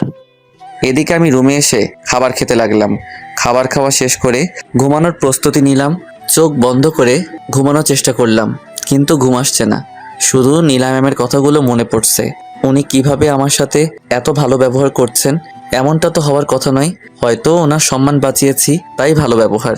ধুর, মাথায় কিছু আসছে না। কে জানে কি চলছে ওর মনে। নীলা ম্যাম রুমে এসে ভাবতে লাগলেন, আজ পর্যন্ত ছেলেটাকে শুধু অপমান করে গেলাম। সত্যিই তো, আজ যদি ওর জায়গায় অন্য কেউ থাকতো তাহলে হয়তো আমার সাথে খারাপ কিছু হতো না। এতদিন যা অন্যায় করেছি সবকিছুর জন্য ক্ষমা চাইতে হবে। আমি ঘুমানোর চেষ্টা করছি, কিন্তু কিছুতেই ঘুম আসছে না। তাই মনে করলাম কিছুক্ষণ ফোন ঘাটাঘাটি করি। ফোনটা হাতে নিয়ে বন্ধ হয়ে গেছে। দূর, এখন কি করব? তারপর ফোনটা চার্জে লাগিয়ে ঘুমানোর চেষ্টা করলাম। ফজরের আজানের শব্দে ঘুমটা ভেঙে গেল। তারপর উঠে মসজিদে চলে গেলাম। নামাজ পড়া শেষ করে বাইরে কিছুক্ষণ হাঁটাহাঁটি করলাম। তারপর বাসায় চলে আসলাম। এসে দেখতে পেলাম এখনও কেউ ঘুম থেকে ওঠেনি। তাই আমি রুমে এসে পড়া শুরু করে দিলাম। আমি মাথা নিচু করে বই পড়ছিলাম। হঠাৎই কেউ একজন চা হাতে নিয়ে আমার সামনে দাঁড়ালো। আমি ভাবলাম হয়তো কাজের মেয়েটা এসে, তাই না দেখে বলতে লাগলাম, চাটা এখানে রেখে চলে যাও। মেয়েটা বলে আচ্ছা ঠিক আছে। আমি ভাবতে লাগলাম কি ব্যাপার, ওর ভয়েস চেঞ্জ হলো কিভাবে। আমি মাথা তুলে যেই উপরের দিকে তাকালাম দেখলাম নীলা ম্যাম দাঁড়িয়ে আছে চা নিয়ে। তারপর আমার আর কিছুই মনে নেই, মানে আমি অজ্ঞান হয়ে গেলাম। যখন জ্ঞান ফিরল তখন দেখলাম আমি বিছানায় শুয়ে আছি আর নীলা ম্যাম আমার পাশে বসে আছে। ওই, তোমার কি হয়েছিল? হঠাৎ করে জ্ঞান হারালে কেন? আপনাকে দেখে। কি, আমাকে দেখে জ্ঞান হারালে? হাসবেন না বলে দিলাম। আমি কি ভূত না পেতনি যে আমাকে দেখে জ্ঞান হারাতে হবে? না, তা হবেন কেন? আমার এই অবস্থা হয়েছে আপনি যে কাজটা করছেন তা দেখে। আমি আবার কি কাজ করলাম? ওই যে আমার জন্য চা নিয়ে আসলেন। যেই মেয়ে আমাকে অপমান না করে, এক মুহূর্ত থাকতে পারে না, সে আমার জন্য চা নিয়ে আসছে। ব্যাপারটা ঠিক হজম করতে পারলাম না, তাই জ্ঞান হারালাম। আমি জানি এতদিন তোমার সাথে অনেক অন্যায় করেছি। আমি আমার ভুল বুঝতে পেরেছি। প্লিজ তুমি আমাকে ক্ষমা করে দাও। আমি তো বিশ্বাস করতে পারছি না আপনি আমার কাছে ক্ষমা চাইছেন। অন্যায় যখন করেছি তখন তো ক্ষমা চাইতেই হবে। থাক, ক্ষমা চাইতে হবে না। আপনি আপনার ভুল বুঝতে পেরেছেন, তাতেই আমি খুশি। না, তবুও আমাকে ক্ষমা করে দাও। বললাম তো ক্ষমা চাইতে হবে না। এ কথা বলেই আমি ওয়াশরুমে চলে গেলাম। আর এদিকে নীলা ম্যাম ভাবতে লাগলো, আমি জানি তুমি আমাকে ক্ষমা করতে পারো নাই। যে করেই হোক তুমি আমাকে ক্ষমা করে দাও। ওয়াশরুম থেকে বের হয়ে নীলা ম্যাম আছে কিনা দেখতে লাগলাম। না, নেই। টেবিলের উপর চায়ের কাপটা রাখা আছে। দেখি তো চাটা কেমন হয়েছে। না, ভালোই হয়েছে। কিছুক্ষণ পরেই কাজের মেয়েটা নাস্তা করার জন্য ডাকতে আসলো। আমি ওকে আমার নাস্তাটা রুমে দিয়ে যেতে বললাম। তারপর ও চলে গেল। কিছুক্ষণ পরে আবার আসলো খালি হাতে। এসে বলতে লাগলো, স্যার আপনাকে নিচে আসতে বলেছে। আমি বললাম আচ্ছা ঠিক আছে আসছি। তারপর নিচে চলে গেলাম। খাওয়ার টেবিলে যেতে আঙ্কেল বলল, ও তুমি এসেছো? দাঁড়িয়ে আছো কেন? আপনি আমাকে ডেকেছিলেন? একসাথে নাস্তা করব, তাই তোমাকে ডেকে আনলাম। সরি আঙ্কেল, আমি এখানে বসে খাবার খেলে একজনের নাকি খাবার হজম হবে না। এই কথাটা বলার পর নীলা ম্যামের দিকে তাকিয়ে দেখি উনি মন খারাপ করে ফেলেছেন। দেখো আমি জানি তুমি কথাগুলো কাকে বলছো। নীলা ওর ভুল বুঝতে পেরেছে, আর ও নাকি তোমার কাছে ক্ষমাও চেয়েছে। তাই প্লিজ তুমি ওকে ক্ষমা করে দাও। আচ্ছা ঠিক আছে, ক্ষমা করে দিলাম, কিন্তু আমি এখানে বসে খেতে পারবো না। কারণ উপরে খেতে খেতে আমার অভ্যাস হয়ে গেছে, তাই এখানে খেতে পারবো না। বুঝলাম, কিন্তু এখন থেকে এখানে বসে খাওয়ার অভ্যাস করতে হবে। সরি আঙ্কেল, আমি পারবো না। তুমি আমার কথার অমান্য করছো, বসো বলছি। তারপর আর কি, আঙ্কেলের রাগ দেখে ভয়ে বসে পড়লাম। নীলা ম্যামের দিকে তাকিয়ে দেখি ওনার মুখে হাসি দেখা যাচ্ছে। নাস্তা শেষ করে রুমে চলে গেলাম। ঘড়ির দিকে তাকিয়ে দেখি কলেজের সময় হয়ে গেছে। তাই আর দেরি না করে কলেজে যাওয়ার জন্য রেডি হলাম। তারপর নিচে এসে নীলা ম্যামের জন্য অপেক্ষা করতে লাগলাম। এখনো আসছে না কেন, তাই পকেট থেকে ফোনটা বের করলাম। কালকে রাতে মোবাইল চার্জে দেওয়ার পর আর ওপেন করিনি। মোবাইলটা ওপেন করতে 50টা মিস কল, সবগুলো তিশার মোবাইল থেকে। ও এতগুলো মিস কল কেন দিল? হঠাৎই গাড়ির দরজা খোলার শব্দ পেলাম। দেখলাম নীলা ম্যাম গাড়ির ভিতরে বসে আছে। আমি ওনাকে যত দেখছি তত অবাক হচ্ছি। আপনারা তো জানেনই সেদিন গাড়ির দরজা খুলতে দেরি করায় উনি আমার সাথে কি করেছেন। তারপর গাড়ি স্টার্ট দিলাম। গাড়ি চলতে লাগলো তার আপন গতিতে। দুজনেই নীরব, কেউ কোনো কথা বলছে না। হঠাৎই নীলা ম্যাম নীরবতা ভেঙে বললেন, একটা কথা বলবো, এবার থেকে তুমি আর আমাকে ম্যাম বলে ডাকবে না। ও তাহলে কি বলে ডাকবো? কেন? আমার নাম ধরে ডাকবে। মাফ করবেন, আমি আপনাকে ম্যাম ছাড়া অন্য কিছু ডাকতে পারবো না। ও বুঝেছি, তার মানে আমাকে এখনো ক্ষমা করতে পারোনি। আমি সত্যি সত্যি আপনাকে ক্ষমা করেছি। যদি আমাকে নাম ধরে ডাকো তবেই বুঝবো তুমি আমাকে ক্ষমা করে দিয়েছো। আপনার উপর আমার কোনো রাগ নেই, যা ছিল সব শেষ। সেটা যদি আপনি বিশ্বাস না করেন তাহলে আমার কিছু করার নেই। তারপর কলেজে চলে আসলাম। নীলা ম্যাম গাড়ি থেকে নেমে ওনার ফ্রেন্ডের কাছে চলে গেল, আর আমি গাড়িতে বসে আছি। কিছুক্ষণ বসে থাকার পর ক্লাসে চলে গেলাম। ক্লাসে গিয়ে বসে বই পড়তে লাগলাম। আমার পাশে কেউ একজন এসে বসলো। তাকিয়ে দেখি নীলা ম্যামের বান্ধবী জয়া। তারপর আমাকে বলতে লাগলো, কেমন আছো? জি আলহামদুলিল্লাহ ভালো, আপনি কেমন আছেন? আমরা দুজন তো সমবয়সী, তাই আমাকে আপনি না বলে তুমি করে বলো। না থাক, আমি আপনি করেই বলবো। না, তোমাকে বলতেই হবে। তারপর ওর অনেক জোরাজোরিতে রাজি হলাম। আচ্ছা ঠিক আছে বলবো। তুমি দেখতে না খুব কিউট, একেবারে বাচ্চাদের মতো লাগে। তুমিও না, কি যে বলো। এভাবে দুজন হাসাহাসি করে কথা বলছিলাম। হঠাৎই দরজার দিকে চোখ যেতে দেখলাম নীলা ম্যাম আর তিশা, একজন সামনে দাঁড়িয়ে আছে আর একজন পিছনে। দুজনেই রাগী দৃষ্টিতে আমার দিকে তাকিয়ে আছে। কিছুক্ষণ তাকিয়ে থাকার পর নীলা ম্যাম ওনার জায়গায় বসে পড়লেন আর তিশা রেগে আমার দিকে এগিয়ে আসলো। আমি ভাবতে লাগলাম এদের আবার কি হলো। তিশা আমার সামনে দাঁড়িয়ে বলতে লাগলো, এই তোর ফোন বন্ধ কেন? আমি কিভাবে বলবো আমার ফোন কেন বন্ধ? তোর ফোন তুই জানিস না। দেখ, আমি কিন্তু তোর উপর এমনিতেই রেগে আছি, আর রাগাবি না বলে দিলাম। আমার সাথে এইভাবে কথা বলতে দেখে জয়া বলতে লাগলো, ওই মেয়ে কে তুমি? আর ওর সাথে এভাবে কেন কথা বলছো? ওই তুই চুপ কর। তোকে আমাদের মাঝে নাক গলাতে কে বলছে? ওই ভদ্রভাবে কথা বলো, না হলে ভালো হবে না বলে দিলাম। কি করবি তুই? এবার আমি বললাম, তোমরা দুজন কি শুরু করলে? তুই চুপ থাক। ওর কথা শুনে আমি ভয়ে বসে পড়লাম। এখন তুই এখান থেকে উঠ। আমি? তুই ওর পাশে শুধু আমি বসবো। ও কি তোমার জামাই না প্রেমিক যে তুমি ওর পাশে বসবে? আপাতত কিছুই না, কিন্তু কিছুদিন পর সব হবে। ওর কথা শুনে আমি জোরে জোরে কাশতে লাগলাম। কি বলছে মেয়েটা? মাথাটা মনে হয় একেবারে গেছে। হঠাৎই ক্লাসে স্যার আসলো। তিশাকে দাঁড়িয়ে থাকতে দেখে স্যার বলতে লাগলো, কি হলো, তুমি দাঁড়িয়ে আছো কেন? স্যার দেখুন না, আমাকে ওর পাশে বসতে দিচ্ছে না। ক্লাসে তো আরও অনেক টেবিল খালি আছে, তুমি ওখানে গিয়ে বসো। স্যার কালকে আপনি আমাকে কি বলেছিলেন, ভুলে গেলেন নাকি? না, আমার মনে আছে। ওর সাথে বসলে আমার পড়া বুঝে নিতে একটু সুবিধা হতো, তাই। ও আচ্ছা, বুঝতে পারছি। জয়া, তুমি সামনে চলে আসো। তারপর স্যারের কথা মতো জয়া উঠে গেল। এদিকে তিশা আমার পাশে বসে বিড়বিড় করে আমার দিকে তাকিয়ে বলতে লাগলো, আমার সাথে কথা বলার সময় থাকে না, আর অন্য মেয়ের সাথে হেসে হেসে কথা বলিস। দাঁড়া, কলেজ ছুটি হোক, তারপর তোকে দেখাচ্ছি। আমি ওর কথা শুনে ঘামতে লাগলাম, কারণ আজকে ও আমার উপর অনেক রেগে আছে। এইভাবে সবগুলো ক্লাস শেষ হয়ে গেল। যদিও ক্লাসের ফাঁকে আমি তিশাকে পড়া বুঝিয়ে দিয়েছি। নীলা ম্যামের দিকে কয়েকবার চোখাচোখি হলাম। ওনাকে দেখে মনে হচ্ছিল উনিও রেগে আছেন। তারপর কলেজ ছুটির পর তাড়াতাড়ি ক্লাস থেকে বের হয়ে গেলাম। ক্যাম্পাসে আসতে হঠাৎই কেউ একজন পিছন থেকে বলল, ওই দাঁড়া, কোথায় পালাচ্ছিস? পিছনে ফিরে দেখি তিশা আমার কাছে এসে কোনো কথা না বলে কলেজের পিছনে নিয়ে গেল। এই তুই কি পাগল নাকি? এভাবে হাত ধরে নিয়ে আসার মানে কি? চুপ কর কুত্তা, তোর উপর কিন্তু আমি এমনিতেই রেগে আছি। রেগে থাকলে আমি কি করব? এখন বল আমাকে এখানে কেন নিয়ে এলি? আমার হাতে সময় নেই। আমার সাথে কথা বলার সময় নেই? তাহলে জয়া, ওর সাথে কথা বলার সময় কিভাবে থাকে? ওর সাথে এমনি কথা বললাম। তাছাড়াও নিজেই আমার সাথে কথা বলতে আসছে। আমিও তো তোর সাথে কথা বলতে আসছি। এবার দেখি আমার সাথে কতক্ষণ কথা বলিস। তুই আমার কে, বন্ধু না গার্লফ্রেন্ড যে তোর সাথে কথা বলতেই হবে? ও আচ্ছা, তাহলে জয়া তোর কে হয়? ও আমার কেউ হয় না। অন্য মেয়েদের সাথে তো কথা ঠিকই বলতে পারিস, আমি কথা বলতে আসলে এত বাহানা খুঁজিস কেন? তোর এইসব কথা শোনার আমার কাছে সময় নেই। নীলা ম্যাম আমার জন্য অপেক্ষা করছে, যেতে হবে। দেরি করলে আমাকে আস্ত রাখবে না। তুই এখানে দাঁড়িয়ে থাকবি? ওখান থেকে যদি এক পাও এদিক ওদিক দিয়েছিস তাহলে কিন্তু তোর অবস্থা খারাপ করে দেব। কি করবি তুই? কিছুই করব না, শুধু চিৎকার করে লোক জড়ো করব। তারপর কি হবে তুই নিশ্চয়ই বুঝতে পারছিস। তুই কেন আমার সাথে এমন করছিস? আমি তোর কি ক্ষতি করেছি? তুই আমার মন চুরি করেছিস, তোকে কিভাবে ছেড়ে দিব? দেখ, এবার আমাকে যেতে হবে। তুই তো জানিস নীলা ম্যাম কেমন। যেতে পারিস একটা শর্তে। না, এখনো যা বলছে তাই শুনতে হবে।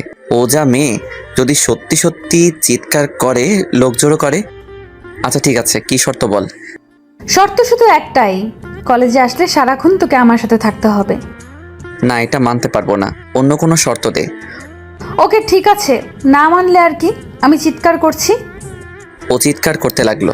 আমি যেই দৌড়ে গিয়ে ওর মুখ চেপে ধরবো, অমনি কোনো কিছুর সাথে ধাক্কা লেগে ওর গায়ের উপর পড়ে গেলাম। আমার তো মাথা ঘুরছে। কি থেকে কি হয়ে গেল? দুজন দুজনের দিকে তাকিয়ে আছে। কি থেকে কি হয়ে গেল?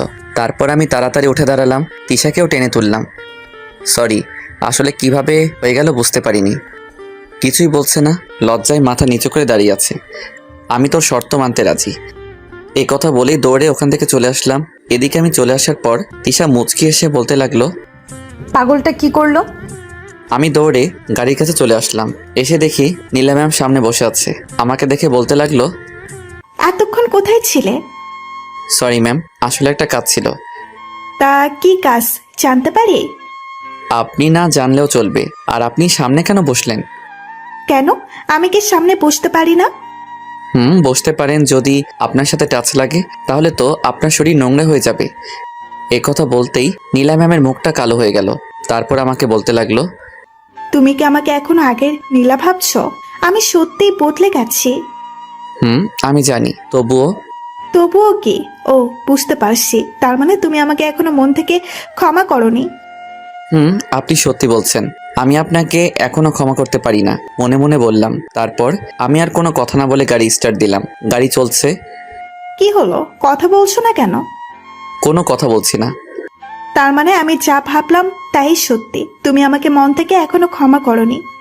বুঝতে পারছি না কি বলবো। আমি তোমার সাথে যা করেছি তার জন্য সত্যি আমি অনুতপ্ত। গাড়ি থেকে নামুন, বাড়ি চলে এসেছি। আসলে নীলা ম্যাম আমার সাথে কথা বলে ব্যস্ত ছিল, তাই বুঝতেই পারিনি কখন বাড়িতে চলে আসলাম। আমি কিন্তু এখন আমার উত্তর পাইনি। তারপর আমি গাড়ি থেকে নেমে বাড়িতে চলে আসলাম। সোজা আমার রুমে চলে আসলাম। এদিকে নীলা ম্যাম ভাবতে লাগলো, ক্ষমা তো তোমাকে আমায় করতেই হবে। আমিও দেখবো কতদিন আমাকে ক্ষমা না করে থাকতে পারো। আমি রুমে এসে ফ্রেশ হয়ে বিছানায় শুয়ে পড়লাম। কিছুক্ষণ পরেই কেউ একজন আমার রুমে আসলো। তাকিয়ে দেখি নীলা ম্যাম হাতে খাবারের বাটি। আমি উঠে বসলাম। আপনি এ সময় কোথাও যাবেন নাকি?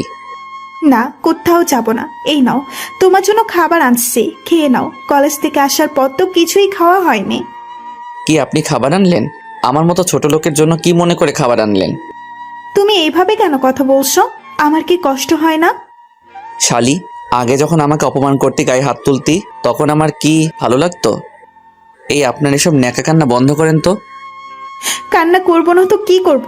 এমনিতেই আগে তোমার সাথে যা করছি তার জন্য নিজেকে অপরাধী লাগছে, আর তোমার কথাগুলো আমাকে আরো বেশি কষ্ট দিচ্ছে। দেখুন, আপনার প্রতি আমার কোনো অভিযোগ নেই। আপনি শুধু শুধু নিজেকে অপরাধী ভাবছেন। আমি জানি তুমি যতই মুখে বলো না কেন, মন থেকে তুমি আমাকে ক্ষমা করনি। আপনি যা ভাবেন, তাছাড়া আমি এটা বুঝতে পারছি না আপনি ক্ষমা চাওয়ার জন্য কেন এমন করছেন। আমার মতো ছোট লোকের থেকে ক্ষমা না চাইলে কি হয়? তারপর উনি আর কোনো কথা না বলে কান্না করতে করতে চলে গেলেন। আমি ভাবতে লাগলাম, নীলা ম্যামের মতিগতি আমার একদম ভালো লাগছে না। আর এদিকে তিশা তো আছেই। হঠাৎই আমার ফোনে একটা কল আসলো। হাতে নিয়ে দেখি তিশার নাম্বার। তারপর ফোনটা রিসিভ করলাম। কি রে, ফোন রিসিভ করতে তোর এত সময় কেন লাগলো? ওই তুই কে রে, যে তুই ফোন দেওয়ার সাথে সাথে রিসিভ করতে হবে? আমি তোর বউ, বুঝলি? দেখ, তোর সব ফালতু কথা শোনার আমার সময় নেই। কি জন্য কল দিয়েছিস বল। কি বললি তুই? আমি ফালতু কথা বলি? তা নয় তো কি। আমি ফালতু কথা বলি। এখন থেকে তোকে আমার ফালতু কথাগুলো শুনতে হবে। এই যে ম্যাম, আপনি হয়তো ভুলে যাচ্ছেন, আমরা এখন ফোনে কথা বলছি। এখন আমি তোর কোনো কথাই শুনতে পারবো না, ফোন রাখছি। ওই, ফোন কাটবি না। এখন আমি তোকে একটা ম্যাজিক দেখাবো, যেটা দেখানোর পর তুই আমার কথা মানতে রাজি হবি। ও তাই নাকি? তাহলে দেখা দেখি। দেখাচ্ছি। কিছুক্ষণ পর তোর হোয়াটসঅ্যাপে আমি দুটো ছবি পাঠিয়েছি, ছবিগুলো গিয়ে দেখ। তারপর হোয়াটসঅ্যাপে গিয়ে দেখি তিশা সত্যি ছবি পাঠিয়েছে। তারপর ছবিগুলো দেখার সাথে সাথে আমার চোখ কপাল উঠে গেল। এ আমি কি দেখছি? ছবিতে দেখা যাচ্ছে আমি তিশার গায়ের উপর, আর তিশা আমার নিচে। যখন আমি তিশার গায়ের উপর পড়ে যাই তখন ছবিগুলো ওঠানো হয়। কিন্তু এটা কিভাবে সম্ভব? তখন তো তিশার হাতে ফোন ছিল না। না, আমাকে জানতে হবে। তারপর আমি নিজেই তিশাকে ফোন দিলাম। ফোন দেওয়ার সাথে সাথে রিসিভ করলো। মনে হচ্ছিল যেন আমার ফোন দেওয়ার অপেক্ষা ছিল। ওই কুত্তি, তুই ছবিগুলো কখন তুললি? আগে বল ম্যাজিকটা কেমন লাগলো? দেখ, আমি কিন্তু তোর উপর এমনিতেই রেগে আছি। আমি কি করেছি যে আমার বাবুটা রেগে আছে? কে বাবু? কিসের বাবু? এসব কি বলছিস? দেখ, আমি তোকে যা বলছি তার উত্তর দে। বল, ছবিগুলো কিভাবে তুললি? বলবো, সব বলবো, তবে ফোনে নয়। তুই এই ঠিকানায় চলে আয়। আমি কোথাও যেতে পারবো না, যা বলার ফোনে বল। ওকে, তুই যদি এখন না আসিস তাহলে আমি এই ছবিগুলো ফেসবুকে আপলোড করে দিব। তারপর কি হবে তুই নিশ্চয়ই বুঝতে পারছিস। তুই আমাকে ব্ল্যাকমেইল করছিস? করছি।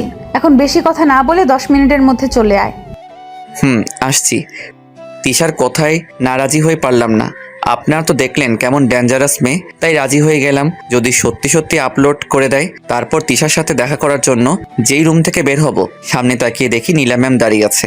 আমাকে দেখে বলতে লাগলো, আরিয়ান, তুমি কি কোথাও যাচ্ছ? জি ম্যাম, একটু বাইরে বের হচ্ছিলাম। ওকে, আমিও তোমার সাথে যাব, চলো। এ আবার কোথা থেকে আসলো? ঠিক আছে চলুন। তারপর নীলা ম্যাম আর আমি নিচে চলে আসলাম, দুজনেই গাড়িতে বসলাম। তারপর গাড়ি স্টার্ট দিলাম, দুজনেই নীরব, কেউ কোনো কথা বলছি না। আমি আমার গন্তব্যে পৌঁছে গেলাম। কি হলো, গাড়ি থামালে কেন? ম্যাম, আমি এখানে নামবো, আপনি কোথায় যাবেন? তুমি যেখানে যাবে সেখানেই আমি যাব, তোমার সাথে সময় কাটানোর জন্য। তোমাকে যে ভালোবেসে ফেলেছি। না, আমি কোথাও যাব না। ওকে ঠিক আছে, তাহলে আপনি থাকেন, আমি যাচ্ছি। না, আমিও তোমার সাথে যাব। কি বলছেন আপনি? আমার মতো ছোট লোকের সাথে কোথাও গেলে তো আপনার মান সম্মান চলে যাবে। তুমি কেন আমার সাথে এমন করছো? আপনার সাথে কিছু করার ক্ষমতা আমার নেই। এ কথা বলে আমি চলে আসলাম। নীলা ম্যাম হয়তো আরও কিছু বলতে চেয়েছে। তিশার দেওয়া ঠিকানায় গিয়ে দেখি একটা বড় রেস্টুরেন্ট। এত বড় রেস্টুরেন্ট আগে কখনো আসিনি। ভিতরে গিয়ে দেখি অনেক লোকজন। তিশাকে এখন কোথায় পাবো? একটা কল দিয়ে দেখি। মোবাইল নেওয়ার জন্য যেই পকেটে হাত দিলাম, অমনি কোথা থেকে তিশা আমার সামনে দাঁড়ালো। বাহ, আজকে তো আমার হিরোকে খুব সুন্দর লাগছে। দেখ, তোর সব ফালতু কথা শোনার জন্য আমি এখানে আসিনি। এখন থেকে সব শুনতে হবে। এখন দাঁড়িয়ে না থেকে বস। তারপর আমরা দুজন একটা টেবিলে গিয়ে বসলাম। এবার কি খাবি অর্ডার কর। না, আমি কিছুই খাবো না, তুই শুধু আমার প্রশ্নের উত্তরগুলো দে। আরে বলবো, সব বলবো, আগে কিছু অর্ডার কর। তারপর আমি নুডলস অর্ডার করলাম। এবার বল, তুই ছবিগুলো কিভাবে তুললি? বলছি। তুই যখন আমার গায়ের উপর পড়ে গিয়েছিলি, তারপর সেখান থেকে উঠে তুই তো চলে গেলি। আমিও চলে যাচ্ছিলাম, হঠাৎই কিছু একটার দিকে আমার চোখ লেগে গেল। আমি সাথে সাথে থমকে গেলাম। থামলি কেন বল? আমি দেখলাম একটা সিসি ক্যামেরা লাগানো। তারপর আমি সেখান থেকে অফিসে গেলাম, গিয়ে দেখি অফিসে কেউ নেই। ব্যাস, এই সুযোগে আমি আমার কাজ করে চলে আসলাম। আচ্ছা, তুই ছবিগুলো কেন নিলি বল? তোকে নিজের কাছে রাখার জন্য। কি হলো বল? তার উত্তর খুব তাড়াতাড়ি পেয়ে যাবি। এখন বেশি কথা না বলে খাবার শেষ কর। না, আমার তাড়া আছে। নীলা ম্যাম গাড়িতে আমার জন্য অপেক্ষা করছে। কি বললি? ও তোর জন্য অপেক্ষা করছে? আমিও তোর মতো অবাক হচ্ছি। হয়তো সেদিন ওনার সম্মান বাঁচিয়েছি বলে। সম্মান বাঁচিয়েছিস মানে? তারপর আমি ওকে সবকিছু বললাম। সব শোনার পর তিশা বলল, আমার মনে হয় ও তোর সাথে আর খারাপ ব্যবহার করবে না। তাই যেন হয়। এবার আমাকে যেতে হবে। তোকে আমি কি বললাম? তাড়াতাড়ি খাবারগুলো শেষ কর। তারপর আর কি, খাওয়া শুরু করলাম। আমি খাচ্ছি আর তিশা এক দৃষ্টিতে আমার দিকে তাকিয়ে আছে। ওই, তুই যদি এইভাবে তাকিয়ে থাকিস তাহলে আমার অসুবিধা হবে। ওই বেশি কথা বলবি না। তারপর খাওয়া দাওয়া শেষ করে আমি বললাম, বিল কিন্তু তোকেই দিতে হবে। সেটা তোকে বলতে হবে না। তারপর তিশা বিল দিল। দুজনে রেস্টুরেন্ট থেকে বের হয়ে গেলাম। তিশা বলল, চল তোকে গাড়ি পর্যন্ত দিয়ে আসি। ওই, আমি কি ছোট বাচ্চা নাকি যে আমাকে দিয়ে আসতে হবে? আমার কাছে তুই এখনো বাচ্চা। তারপর দুজনেই গাড়ির কাছে চলে আসলাম। আমি তিশাকে বললাম, তিশা, তোকে আমি রিকোয়েস্ট করছি, তুই ছবিগুলো ডিলিট করে দিস। সময় হলে আমি নিজেই করে দেব। কি হলো, তোর ম্যামকে দেখছি না যে? তাই তো, এখানেই তো থাকার কথা। আছে হয়তো আশেপাশে কোথাও। এবার তুই চলে যা। যাচ্ছি। তার আগে তুই ওইদিকে দেখ তো, এটা কি দেখা যাচ্ছে? আমি যেই তাকালাম অমনি তিশা আমার গালে একটা ইয়ে দিয়ে চলে গেল। কি দিল আপনারা নিজেরা বুঝে নিয়েন, আমার বলতে লজ্জা করছে। আমি কিছুক্ষণ ঘোরের মধ্যে ছিলাম। হঠাৎই কেউ বলতে লাগলো, মেয়েদের থেকে পাপ্পি নিতে খুব ভালো লাগে, তাই না? কথাটা আর কেউ নয়, নীলা ম্যাম বললেন। ওনাকে দেখে আমার ভয় করছে, কারণ ওনার চোখ দুটো লাল হয়ে আছে। আমি আমতা আমতা করে বললাম, ম্যাম, আপনার শরীর ঠিক আছে তো? আপনাকে এমন দেখাচ্ছে কেন? উনি কোনো কথা না বলে আমার হাত ধরে গাড়িতে বসালেন। তারপর নিজেই গাড়ি ড্রাইভ করতে লাগলেন। ওনার গাড়ি চালানো দেখে মনে হচ্ছে আমার উপর প্রচণ্ড রেগে আছে। তারপর উনি বিড়বিড় করে বলতে লাগলেন, একবার শুধু বাড়িতে চল, তারপর তোকে দেখাচ্ছি। বাড়ির সামনে এসে উনি গাড়ি দাঁড় করালেন। তারপর রাগে হনহন করতে করতে ভিতরে চলে গেলেন। আমিও আর দাঁড়িয়ে না থেকে আমার রুমে চলে আসলাম। ঘড়ির দিকে তাকিয়ে দেখি 9টা বেজে গেছে। তাই বসে কিছুক্ষণ পড়লাম। কিছুক্ষণ পর খাওয়ার জন্য ডাক আসলো। আমি গেলাম, গিয়ে দেখি নীলা ম্যাম খাবার টেবিলে বসে আছে। আমাকে দেখে আমার দিকে রাগী দৃষ্টিতে তাকিয়ে আছে। আঙ্কেল আমাকে বলল, দাঁড়িয়ে আছো কেন, বসো। তারপর আমি বসলাম। তা তোমার পড়ালেখা কেমন চলছে? আপনাদের দোয়াই ভালোই চলছে। আর কিছুদিন পর পরীক্ষা, তা দুজনের প্রিপারেশন কেমন? আমি আর নীলা ম্যাম একসাথে বললাম ভালো। এভাবে কথা বলতে বলতে খাবারের পর্ব শেষ করলাম। খাবার শেষ করে আমি আমার রুমে চলে আসলাম। রুমে এসে কিছুক্ষণ পরে ঘুমানোর চেষ্টা করলাম। হঠাৎই দরজা আটকানোর শব্দে ঘুমটা ভেঙে গেল। তাকিয়ে দেখি নীলা ম্যাম, উনি আমার দিকে আস্তে এগিয়ে আসছে। কি হলো, আপনি এত রাতে এখানে কি করছেন? আর এইভাবে আমার কাছে আসছেন কেন? নীলা ম্যাম কোনো কথা না বলে এক লাফে আমার গায়ের উপর উঠে গেল। আমি তো শুধু হা করে তাকিয়ে আছি। মেয়েদের থেকে পাপ্পি নিতে খুব ভালো লাগে তাই না? এবার আমিও দেখব কত পাপ্পি নিতে পারিস। এই কথা বলে নীলা ম্যাম আমার দিকে গালে মুখে ঠোঁটে পাগলের মতো কিস করতে লাগলো। আমার মুখ দিয়ে কোনো কথা বের হচ্ছে না, শুধু বোকার মতো তাকিয়ে আছি। না, এভাবে আর কিছুক্ষণ চললে আমি নিজেকে কন্ট্রোল করতে পারবো না। তারপর কোনো উপায় না পেয়ে ওনাকে ধাক্কা মেরে নিচে ফেলে দিলাম। আপনি সব কি করছেন? পাগল হয়ে গেছেন নাকি? আমি পাগল হয়ে গেছি শুধু তোর জন্য। আপনার মাথাটা একেবারে গেছে। কি সব আবল তাবল বকছেন? কালকে গিয়ে ডাক্তার দেখাবেন। আমি একদম ঠিক আছি, আমার কিছুই হয়নি। তাহলে আপনি এসব কি করছেন? আমি তোমাকে ভালোবেসে ফেলেছি। কি বললেন? আপনি আমাকে ভালোবাসেন? How funny! আমি কি কাউকে ভালোবাসতে পারি না নাকি? আপনি হচ্ছেন অহংকারী। অহংকারীরা কখনো কাউকে ভালোবাসতে পারে না। বিশ্বাস করো, আমি তোমাকে সত্যিই ভালোবাসি। কিন্তু আমি আপনাকে ভালোবাসি না, কারণ আপনার আর আমার সম্পর্ক কেউ মানবে না। অবশ্যই মানবে। তুমি শুধু আমাকে আপন করে নাও, তারপর যা করার সব আমি করব। আপনাকে কখনো ভালোবাসতে পারবো না। তাহলে এটাই তোমার শেষ কথা? মম। আমিও দেখব তুমি আমাকে কতদিন ভালো না বেসে থাকতে পারো। এ কথা বলে কান্না করতে করতে চলে গেল। উফ, আমি মনে হচ্ছে পাগল হয়ে যাব। একদিকে তিশা আর একদিকে নীলা, দুজনেই মনে হচ্ছে আমাকে পাগল বানিয়ে ছাড়বে। না, এবার আমাকে একটু ঘুমাতে হবে। তারপর ঘুমিয়ে গেলাম। সকালে কারো হাতের ছোঁয়ায় পেয়ে ঘুম ভাঙলো। তাকিয়ে দেখি নীলা ম্যাম আমার মাথায় হাত বুলিয়ে দিচ্ছে। আমি তাড়াতাড়ি উঠে গেলাম। আমাকে এভাবে উঠতে দেখে নীলা ম্যাম বলতে লাগলো, কি হলো, উঠে পড়লে কেন? ঘুমাও। আপনি যা শুরু করেছেন, এরপর আমার ঘুম আর আসছে না। কি করলাম আমি? আপনি আমার মাথায় হাত বুলিয়ে দিচ্ছেন কেন? আমার ভালো লাগছে তাই দিচ্ছি। কিন্তু আমার ভালো লাগছে না।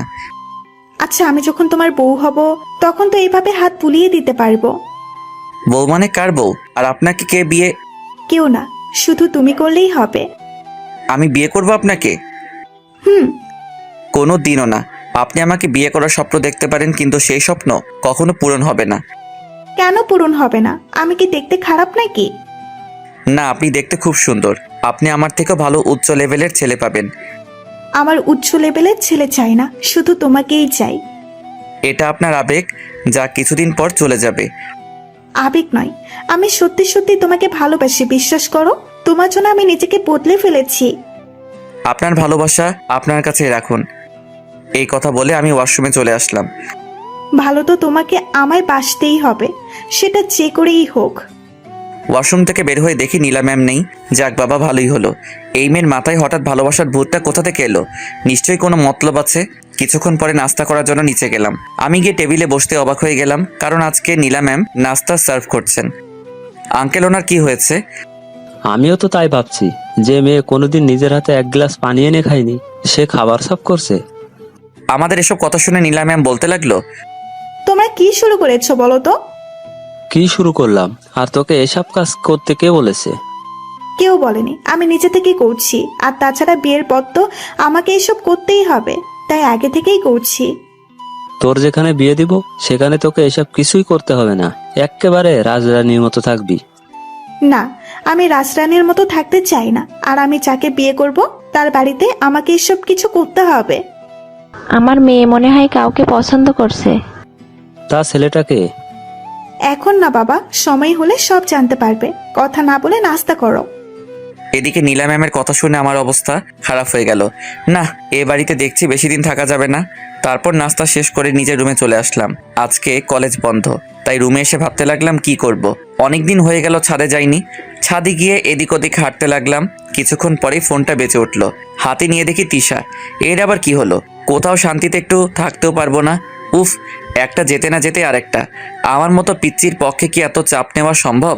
ফোনটা রিসিভ করলাম। বলো। তুই এখন কোথায়? বাড়িতে আছি। কেন? ওকে, তাহলে তুই থাক, আমি গাড়ি নিয়ে আসছি। ওই গাড়ি নিয়ে আসছি মানে? আমি এখন তোর সাথে কোথাও যেতে পারবো না। তুই যাবি, 100 বার যাবি। তুই আমাকে এখন বাড়ির ঠিকানাটা দে। না, আমি দিতে পারবো না। তুই দিবি না? ওকে, ঠিক আছে, আমি ছবিগুলো এখনই ফেসবুকে আপলোড করছি। এই না, কিছু করবি না। ওকে বাবু, তাহলে ভালোই ভালো ঠিকানাটা দাও। এই নে। আমি 5 মিনিটের মধ্যে আসছি, তুমি রেডি হয়ে থাকো। তারপর তিশা ফোন কেটে দিল। কে ফোন দিয়েছিল? চেয়ে দেখি নীলা ম্যাম। একটা ফ্রেন্ড। কোন ফ্রেন্ড? সত্যি বলবে? আসলে কালকে যার সাথে দেখা করতে গিয়েছিলাম সে। এ কথা বলতে না বলতে নীলা ম্যাম তেলে বেগুনে জ্বলে উঠল।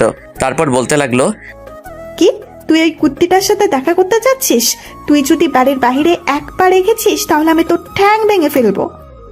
যাব, 100 বার যাব। আপনি আমার কে হন? দেখতে চাস তুই আমার কে?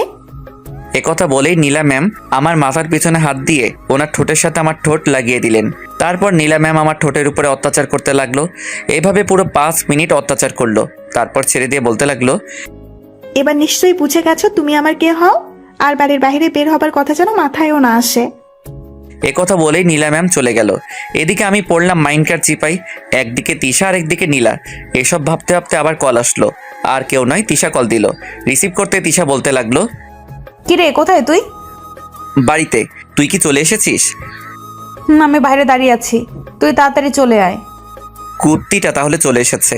এখন একে কিভাবে ম্যানেজ করব? না, কিছু একটা করতে হবে। আসলে আমার না শরীর খারাপ করছে, কোথাও যেতে পারবো না। কি বললি? তোর শরীর খারাপ করছে? আমাকে আগে বলবি না? আসলে হঠাৎ করে শরীর খারাপ হয়ে গেল। চুপ কর, মিথ্যা বলার জায়গা পাস না, তাই না? এই রে, ও তো মনে হয় ধরে ফেলেছে। এখন কি করি? সত্যি বলছি, বিশ্বাস কর। 5 মিনিট সময় দিলাম, এর মধ্যে যদি রেডি হয়ে চলে আসিস তাহলে বেঁচে যাবি, আর যদি না আসিস তাহলে আমি কি করব আমি নিজেও জানি না। এ কথা বলেই ফোন কেটে দিল। আমি এখন কি করব? তিশার কাছে যেতে হলে তো নীলা ম্যামের সামনে দিয়ে যেতে হবে। না, ওনার সামনে দিয়ে যাওয়া যাবে না। কি করি এসব ভাবছিলাম, হঠাৎই পাশে একটা গাছের দিকে নজর গেল। গাছটা একেবারে ছাদের গা ঘেঁষে আছে। তারপর রুমে এসে জামা কাপড় চেঞ্জ করে আবার ছাদে চলে গেলাম। তারপর কোনো মতে গাছ বেয়ে নিচে নামলাম। আশেপাশে কেউ আছে কিনা দেখতে লাগলাম। না, কেউ নেই। তারপর এক দৌড়ে গেট ফেরিয়ে চলে আসলাম। এসে দেখি তিশা রাস্তার ওপরে দাঁড়িয়ে আছে। আমাকে এভাবে আসতে দেখে তিশা বলতে লাগলো, তোর পেছনে কি কুকুর তাড়া করছে নাকি? আরে না, এখন এত কথা বলার সময় নেই। কি জন্য ডাকলি সেটা বল। গাড়িতে ওঠ, আমার সাথে এক জায়গায় যেতে হবে। দেখ, আমি এখন কোথাও যেতে পারবো না, বাড়িতে কাজ আছে। আমি যখন বলেছি তাহলে তোকে যেতেই হবে। এবার আমি কি করি? নীলা ম্যাম যদি বাড়িতে না দেখে তাহলে কি হবে? উফ, কি যে করি। তিশা দেখ, তুই আমার বোনের মতো। আমি ভাই হয়ে তোকে রিকোয়েস্ট করছি, প্লিজ আমাকে যেতে দে। এ কথা বলার সাথে সাথে তিশা রেগে গেল। ওর চোখ দিয়ে যেন আগুনের গোলা বের হচ্ছে। আমার কলার ধরে বলতে লাগলো, কি বললি? আমি তোর বোনের মতো? তোকে তো আমার বোনের মতো দেখি। চুপ! আর একবার যদি তুই কথাটা বলেছিস তাহলে আমি তোর নাক ফাটিয়ে দিব। আর এতে রেগে যাওয়ার কি আছে? আমি কি ভুল কিছু বললাম? ওই, আমি কি তোর মায়ের পেটের বোন হই? না, কিন্তু আমি তোকে সবসময় ওই নজরে দেখেছি। ওকে, এবার থেকে আমাকে গার্লফ্রেন্ড হিসেবে দেখবি। আমার আর খেয়ে দে কোনো কাজ নেই। তোর মতো পেতনিকে আমি গার্লফ্রেন্ড ভাববো? কি বললি? আমি পেতনি? এবার তোকে দেখাচ্ছি। তুই বাড়িতে যাবি তাই না? আমিও দেখব কি করে তুই আজকে বাড়ি যাস। এই কথা বলে তিশা সোজা আমার হাত ধরে গাড়ির ভিতরে নিয়ে গেল।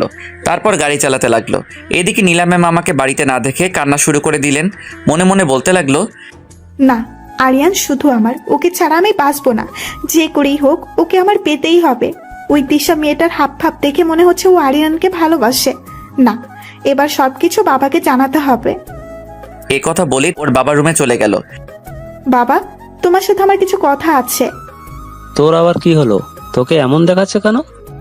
বাবা, আমি একদম ঠিক আছি, আমার কিছু হয়নি।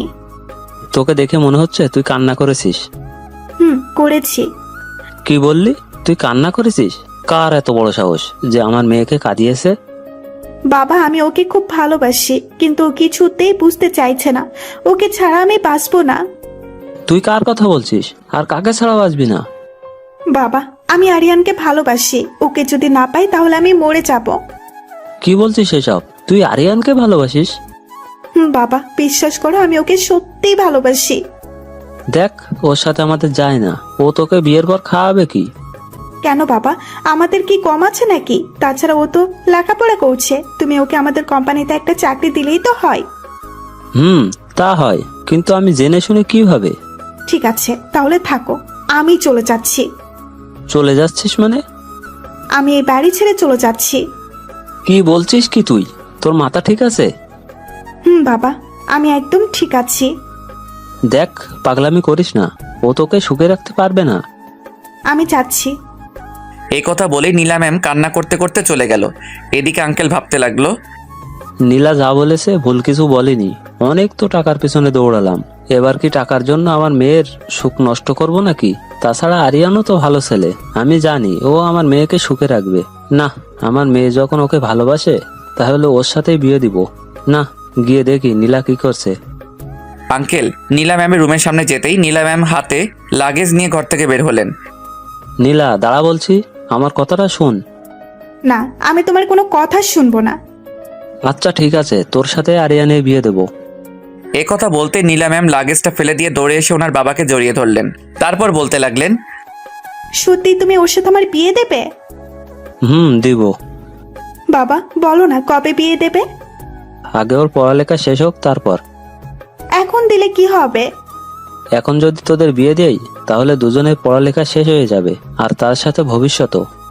এভাবে ওরা বাবা মেয়ে মিলে কথা বলতে লাগলো। এদিকে আমার অবস্থা একেবারে খারাপ হয়ে যাচ্ছে। আমি শুধু নীলা ম্যামের কথা ভাবছি। না জানি আমাকে না দেখতে পেয়ে কি করছে। তিশা আমাকে নিয়ে একটা পার্কে এলো। পার্কে এসে তিশা আমাকে একটা নির্জন জায়গায় নিয়ে এলো। ওই আমাকে এখানে নিয়ে এলি কেন? সবাই যে জন্য আসে, মানে প্রেম করতে এসেছি। দেখ, আমার এসব ভালো লাগছে না, আমি বাড়ি যাচ্ছি। তুই এখান থেকে কোথাও যাবি না, দাঁড়িয়ে থাক, আমি আসছি। এ কথা বলেই তিশা চলে গেল, আর আমি দাঁড়িয়ে রইলাম। কিছুক্ষণ পর আবার ফিরে আসলো, কিন্তু ওর হাতে ফুল দেখা যাচ্ছে কেন? আজকে তিশাকে অনেক সুন্দর লাগছে, যেটা আমি প্রথমে খেয়াল করিনি। এসব ভাবতে ভাবতে তিশা কখন যে আমার সামনে চলে এলো বুঝতেই পারিনি। তারপর তিশা আমার সামনে হাঁটু গেড়ে বসে বলতে লাগলো, দেখো আরিয়ান, আমি ঘুরিয়ে ফিরে কথা বলতে পারি না, যা বলার সোজাসুজি বলি। জানি না তুমি কথাটা কিভাবে নিবে, কিন্তু তোমাকে কথাটা না বলা পর্যন্ত আমার শান্তি হচ্ছিল না। তারপর তিশা বলল, আরিয়ান, আমি তোমাকে ভালোবাসি, আই লাভ ইউ, প্লিজ আমাকে ফিরিয়ে দিও না। ওর কথা শুনে আমি বোবা হয়ে গেলাম। মুখ দিয়ে কোনো কথা বের হচ্ছে না। তিশা কি বলছে? ওরও কি নীলা ম্যামের মতো খারাপ হয়ে গেল নাকি? আমাকে চুপ থাকতে দেখে তিশা বলতে লাগলো, কি হলো, কি ভাবছো? আমার উত্তর দাও। কিসের উত্তর? বারে, একটু আগে যে তোমাকে প্রপোজ করলাম তার উত্তর। দেখো তিশা, পাগলামির একটা লিমিট থাকা উচিত। আমি কোনো পাগলামি করছি না, যা সত্যি তাই বললাম। বিশ্বাস করো, আমি তোমাকে সত্যি অনেক ভালোবাসি, তোমাকে না পেলে আমি বাঁচবো না। আবেগ দিয়ে নয়, বিবেক দিয়ে কথা বলো। তোমার এসব কিছু আবেগ মনে হচ্ছে? আমি আবেগ দিয়ে কোনো কথা বলছি না, যা বলার বিবেক দিয়ে বলছি। দেখ, তোর সাথে আমার যায় না, তুই কোথায় আর আমি কোথায়, আমাদের দুজনের মধ্যে আকাশ পাতাল তফাৎ। আমি তোর কথা আব্বুকে অনেক আগেই বলেছি, আর আব্বু বলল আমি যাকে ভালোবাসি তার সাথেই নাকি আব্বু আমার বিয়ে দিয়ে দিবে। এই কথা শোনার জন্য আমি মোটেও প্রস্তুত ছিলাম না। কি? এবার তো আমাকে ভালোবাসতে তোর কোনো সমস্যা নেই? না, আমি তোকে ভালোবাসতে পারবো না। এ কথা বলার সাথে সাথে তিশা আমাকে জড়িয়ে ধরলো। তারপর আমার বুকের ভিতর মাথা গুজে দিয়ে কান্না করতে করতে বলতে লাগলো, বিশ্বাস করো, আমি তোমাকে সত্যি অনেক ভালোবাসি। তোমাকে যেদিন কলেজে প্রথম দেখেছিলাম সেদিনই তোমার প্রেমে পড়ে যাই। তারপর তোমার সাথে থাকার জন্য বন্ধুত্ব করি, কিন্তু তুমি আমাকে বন্ধু হিসেবে মেনে নিতে পারোনি। তারপর ক্লাসে পড়া না বোঝার নাটক করি। আমি জানতাম স্যার আমাকে তোমার থেকে পড়া বুঝে নিতে বলবে, আর আমিও এই সুযোগে তোমার সাথে থাকতে পারবো। এইসব বলে তিশা আমার বুকের ভিতর মাথা রেখে কান্না করতে লাগলো। আমি এখন কি বলবো কিছুই বুঝতে পারছি না। না, আগে পরীক্ষা করে দেখি তিশা কি আমাকে সত্যি সত্যি ভালোবাসে। ওকে, আমি তোকে একটা শর্তে ভালোবাসতে পারি। কি শর্ত বল, আমি সব কিছু পারবো। ওকে ঠিক আছে, তাহলে আমার সাথে রুম ডেট করতে হবে। কি? জানতাম তুই পারবি না। কে বলেছে আমি পারবো না? ঠিক আছে, এটাই যদি আমার ভালোবাসার পরীক্ষা হয় তাহলে তাই করব। বলো আমাকে কোথায় আসতে হবে? যা বলছিস ভেবে বলছিস তো? আমি ভেবেই বলছি। ওকে, তাহলে বিকাল 4টায় এই ঠিকানায় চলে আসিস। ঠিক আছে, আসবো। আপনারা আবার রুম ডেট করার ব্যাপারটা খারাপভাবে নিয়েন না। আমি শুধু ওকে পরীক্ষা করার জন্য কথাটা বললাম। এবার বুঝতে পারবো ও আমাকে সত্যি ভালোবাসে নাকি বাসে না। ও যদি আসে তাহলে বুঝবো ও আমাকে সত্যি ভালোবাসে, আর যদি না আসে তাহলে আর কি। আমি বাড়িতে যাওয়ার জন্য রওনা দিলাম। ঘড়ির দিকে তাকিয়ে দেখি 12:30 বেজে গেছে। না জানি আজকে বাড়িতে গেলে আমার উপর দিয়ে কোন ঝড় যাবে। একটা রিক্সা নিয়ে বাড়ির সামনে চলে আসলাম। তারপর বাড়িতে ঢুকলাম। চোরের মতো চুপি চুপি নিজের রুমে গেলাম। রুমে গিয়ে দরজা বন্ধ করে দিলাম। তারপর বলতে লাগলাম, যাক বাবা, তাহলে নীলা ম্যাম এখনো কিছু জানে না। কেউ একজন বলে উঠল, আমি সব জানি। তারপর আমি বিছানার দিকে তাকিয়ে দেখি নীলা ম্যাম বিছানায় বসে আছে আর আমার দিকে রাগী দৃষ্টিতে তাকিয়ে আছে। এই রে, আবার এখানে কিভাবে এলো? আরে ম্যাম, আপনি আমার রুমে কি করছেন? দেখতে আসলাম আমার বাবুটা কি করছে। উনি আমার দিকে এগিয়ে আসতে আসতে বলতে লাগলেন, তা স্যার, আপনি কোথায় গিয়েছিলেন? উনি একদম আমার কাছে চলে আসলেন। আমতা আমতা করে বলতে লাগলাম, না মানে আমি তো বাগানে গিয়েছিলাম। ও আচ্ছা, আপনি বাগানে গিয়েছিলেন বুঝি? তা বাগানে গেলে বুঝি নতুন জামা কাপড় পরে যেতে হয়? ওনার কথাগুলো আমার সুবিধার মনে হচ্ছে না, যেন মনে হচ্ছে এক্ষুনি আমার উপর দিয়ে ঝড় বয়ে যাবে। না মানে আসলে আমার জামা কাপড়গুলো আজকে ধুয়ে দিলাম তো, তাই নতুন জামা পরতে হলো। এই কথা বলার সাথে সাথে নীলা ম্যাম আমাকে এক ধাক্কা দিয়ে বিছানায় ফেলে দিলেন। তারপর আমার গায়ের উপর বসে বলতে লাগলেন, চুপ কর কুত্তা, যদি আরেকবার মিথ্যে কথা বলিস তাহলে আমি তোর কি হাল করবো আমি নিজেও জানি না। এবার সত্যি করে বল, কোথায় গিয়েছিলি? আসলে তিশার সাথে দেখা করতে গিয়েছিলাম। কি? আমি বারণ করার পরেও তুই ওর সাথে দেখা করতে গেলি? না, এই শাস্তি তোকে পেতে হবে। আপনি আমার উপর থেকে সরুন, তারপর যা শাস্তি দেওয়ার দিবেন। এ কথা বলতেই নীলা ম্যাম আমার মাথার পিছনে হাত দিয়ে ওনার ঠোঁটের সাথে আমার ঠোঁটটা লাগিয়ে দিলেন। এইভাবে অনেকক্ষণ আমার ঠোঁটের উপর অত্যাচার করলেন। আমি ওনাকে কোনো মতে সরালাম। আমার অনেক রাগ হলো। আমি উঠে ঠাস করে ওনার গালে একটা চর বসিয়ে দিলাম। তারপর বলতে লাগলাম, কি পেয়েছেন কি? যখন যা খুশি তাই করবেন। আমি আপনাকে একটা কথা স্পষ্ট বলে দিতে চাই, আপনাকে কখনো ভালোবাসতে পারবো না, কারণ আপনাদের মতো মেয়েদের ভালোবাসা যায় না। নীলা ম্যাম গালে হাত দিয়ে আমার কথাগুলো শুনছে। আশা করি আপনি আমার কথা বুঝতে পারছেন। আমিও দেখব তুমি কতদিন আমাকে ভালো না বেসে থাকতে পারবে। এ কথা বলে চলে গেল। আমি তো এখনো বিশ্বাস করতে পারছি না আমি নীলা ম্যামকে চড় মারলাম, আর উনি আমাকে কিছুই বললেন না। তারপর আমি ওয়াশরুমে চলে গেলাম। 2 মিনিটের মধ্যে গোসল করে চলে আসলাম। শীতকালের গোসল, আপনারা তো বুঝতেই পারছেন। ওয়াশরুম থেকে বের হবার কিছুক্ষণ পরেই আজান দিল। তারপর মসজিদে চলে গেলাম নামাজ পড়তে। নামাজ পড়ে বাড়িতে এসে খাওয়া দাওয়া করে ঘুমানোর চেষ্টা করলাম, কিন্তু আমার চোখে ঘুম আসছে না। শুধু বারবার তিশা আর নীলা ম্যামের কথা মনে হচ্ছে। দেখে মনে হচ্ছে দুজনেই আমাকে ভালোবাসে। উফ, আমি এখন কোন দিকে যাব? প্রিয় পাঠক পাঠিকারা, আপনারা কিছু বলেন। বিকাল 4টায় আমার ঘুম ভাঙলো। তাড়াতাড়ি উঠে তিশাকে যে ঠিকানায় আসতে বললাম ওখানে চলে গেলাম। গিয়ে দেখি তিশা এখনো আসেনি। তার মানে ও আসবে না, না আসলেই ভালো হয়। হঠাৎই কেউ একজন পিছন থেকে বলল, আমি চলে এসেছি। পিছনে ফিরে দেখি বোরখা পরা একটা মেয়ে দাঁড়িয়ে আছে। কিছুই দেখা যাচ্ছে না। কে আপনি? একথা বলতেই মেয়েটি ওর মাথার হিজাবটা খুলে ফেললো। হিজাব খোলার পর দেখলাম মেয়েটি আর কেউ নাই, তিশা। ওকে এভাবে দেখবো আমি ভাবতে পারিনি। তোমার যা করার তাড়াতাড়ি করো, আমার বাড়িতে কাজ আছে। আচ্ছা, এখানে বসো। ও বসলো। ও বসার পর আমি ওকে বললাম, তুই এখানে কেন এলি? আমার ভালোবাসার পরীক্ষা দিতে। কেন, তুই জানিস না বিয়ের আগে এসব করা ঠিক নয়? জানি, কিন্তু তোমাকে যে অনেক ভালোবেসে ফেলেছি। আমার মতো ছোট লোকের মধ্যে কি এমন দেখলি যে আমাকে ভালোবাসতে হলো? এ কথা বলতেই তিশা রেগে গেল। তারপর বলতে লাগলো, ওই, তুই কি আমাকে এখানে এসব বলার জন্য আনলি? সত্যি কথা বলতে রুম ডেট করার কথাটা আমি তোকে এমনি বলছিলাম। আমি আসলে দেখতে চেয়েছিলাম তুই আমাকে কতটা ভালোবাসিস। এ কথা বলার পর তিশা রেগে গিয়ে যা করলো, তারপর বলতে লাগলো, কি বললি? তুই আমাকে পরীক্ষা করছিলি? প্লিজ তুই রাগ করিস না। আচ্ছা ঠিক আছে, রাগ করবো না। আমাকে এটা বল, আমি কি পরীক্ষায় উত্তীর্ণ হতে পেরেছি? পেরেছিস। এ কথা বলতে না বলতেই তিশা আমাকে হুট করে জড়িয়ে ধরলো। তারপর বলতে লাগলো, কি? তার মানে তুই আমাকে এবার থেকে ভালোবাসবি? আমি এখন কি বলবো কিছুই বুঝতে পারছি না। আমাকে চুপ থাকতে দেখে তিশা আবার বলতে লাগলো, কি হলো বল? দেখ তিশা, আমি তোকে আগে বলেছি, এখনো বলছি, তোকে আমি ভালোবাসতে পারবো না। প্লিজ, কেন আমার সাথে এমন করছিস? সত্যি তোকে আমি অনেক ভালোবেসে ফেলেছি। দেখ, আমার কিছু করার নেই। তুই যদি আমাকে ভালো না বাসিস তাহলে আমি এক্ষুনি এই ছুরি দিয়ে নিজেকে শেষ করে দেব। ওর হাতের দিকে তাকাতে একটা ছুরি দেখতে পেলাম। ওর হাতে ছুরি দেখে আমার ভয় করতে লাগলো। তিশা দেখ, পাগলামি করিস না, ছুরিটা হাত থেকে ফেলে দে। না, আজকে আমি নিজেকে শেষ করে দেব। তোকে যখন পাবো না তাহলে আর এ জীবন রেখে কি লাভ? তুই আমার থেকেও ভালো কাউকে জীবন সাথী করে পাবি। ও কান্না করতে করতে বলতে লাগলো, তোকে আমি কতবার বলবো, আমি ভালো কাউকে চাই না, শুধু তোকে চাই। মুখ দিয়ে কোনো কথা বের হচ্ছে না। আমি 1 থেকে 3 পর্যন্ত গুনবো। এর ভেতর যদি তুই আমাকে কাছে টেনে না নিস তাহলে আমি এই ছুরি দিয়ে নিজেকে শেষ করে দিব। এবার পড়লাম মহাবিপদে। ও যা জেদি মেয়ে, যদি সত্যি সত্যি কিছু করে ফেলে। এদিকে তিশা কাউন্ট শুরু করে দিল। এক বলার পর কিছুক্ষণ আমার দিকে তাকিয়ে রইল। এভাবে 3 পর্যন্ত গোনা শেষ করে বলতে লাগলো, তোকে নিয়ে আমি অনেক স্বপ্ন দেখেছিলাম, তোর সাথে সারা জীবন কাটাতে চেয়েছিলাম, কিন্তু তুই আমাকে সেই সুযোগ দিসনি। বিশ্বাস কর, তোকে আমি অনেক ভালোবাসি, কিন্তু তুই আমার ভালোবাসাটা বুঝতে পারিসনি। আমি এতক্ষণ দাঁড়িয়ে দাঁড়িয়ে কথাগুলো শুনছিলাম। আমার তো বিশ্বাস হচ্ছে না, একটা মেয়ে আমাকে এত ভালোবাসে আর আমি কি না তার ভালোবাসাকে আবেগ বলে উড়িয়ে দিচ্ছি। ভালো থাকিস, আর কখনো তোকে বিরক্ত করব না। এ কথা বলেই ও ছুরিটা হাতের শিরার উপর রাখলো, তারপর চোখ বন্ধ করে ফেললো।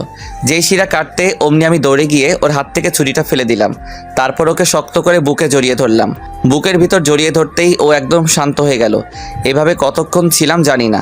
কিছুক্ষণ পর ও বুক থেকে মাথা তুলে আমার দিকে তাকিয়ে রইল। আমি ওর কপালে একটা চুমু দিলাম। সাথে সাথে ও আমাকে আবার জড়িয়ে ধরে কান্না করে দিল। এত কান্না কিসের? কান্না বন্ধ কর বলছি। আনন্দে কান্না করছি। ধুর পাগলি, আনন্দে কি মানুষ কান্না করে নাকি? কেউ না করলেও আমি করি।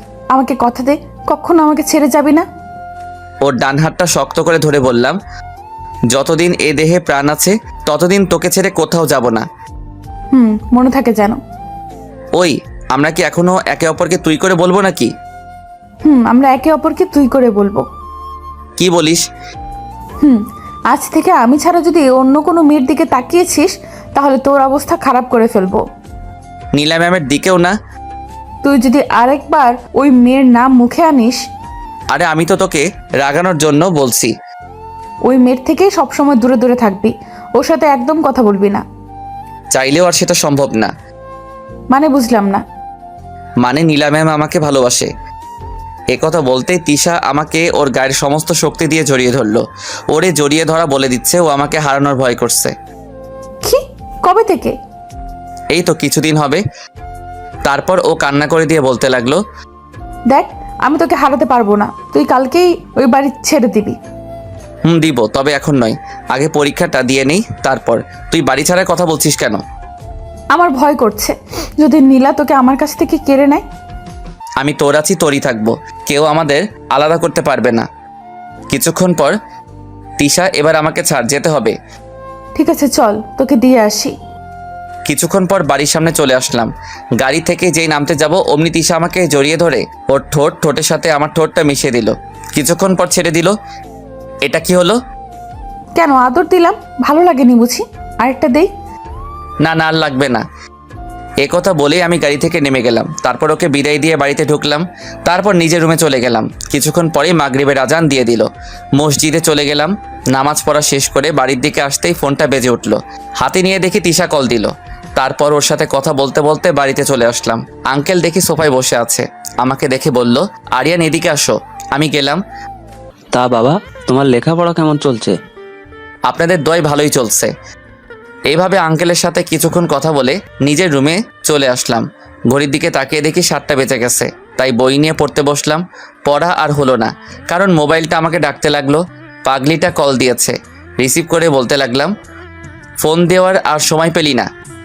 আমার বাবুটা কি এমন কাজ করছিল যে আমার ফোন দেওয়াতে বিরক্ত হলো?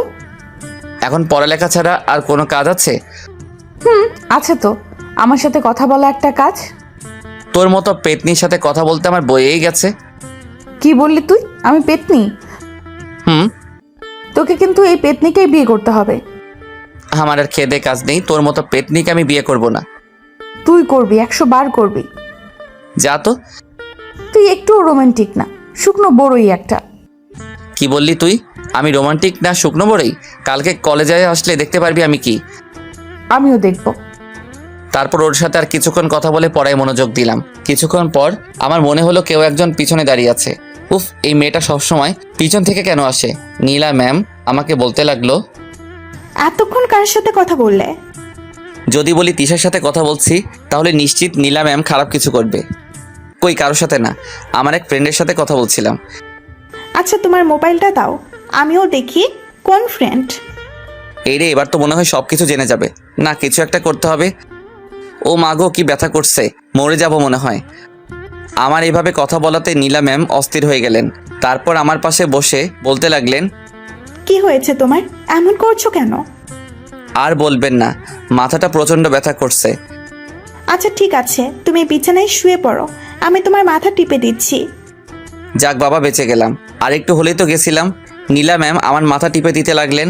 ওনার হাতের স্পর্শ পেয়ে কখন যে ঘুমিয়ে গেলাম বুঝতেই পারিনি। এদিকে স্বপ্নে আমি দেখতে লাগলাম তিশাকে জড়িয়ে ধরে শুয়ে আছি। তিশা বলতে লাগলো, এই আরিয়ান কি করছো, ছাড়ো বলছি। হঠাৎই কারো শরীরে ঝাঁকুনিতে আমার ঘুমটা ভেঙে গেল। চোখ মেলে দেখি আমি নীলা ম্যামকে জড়িয়ে ধরে আছি। আমি তো ভয় একেবারে শেষ। তার মানে আমি এতক্ষণ স্বপ্ন দেখছিলাম। নীলা ম্যামকে তিশা ভেবে জড়িয়ে ধরলাম। এখন উনি আমাকে কি ভাববেন? আমাকে ক্ষমা করে দিন, আমি আসলে বুঝতে পারিনি। ক্ষমা চাইতে হবে না, আমার তো ভালোই লাগছিল। কি ভালো লাগছিল?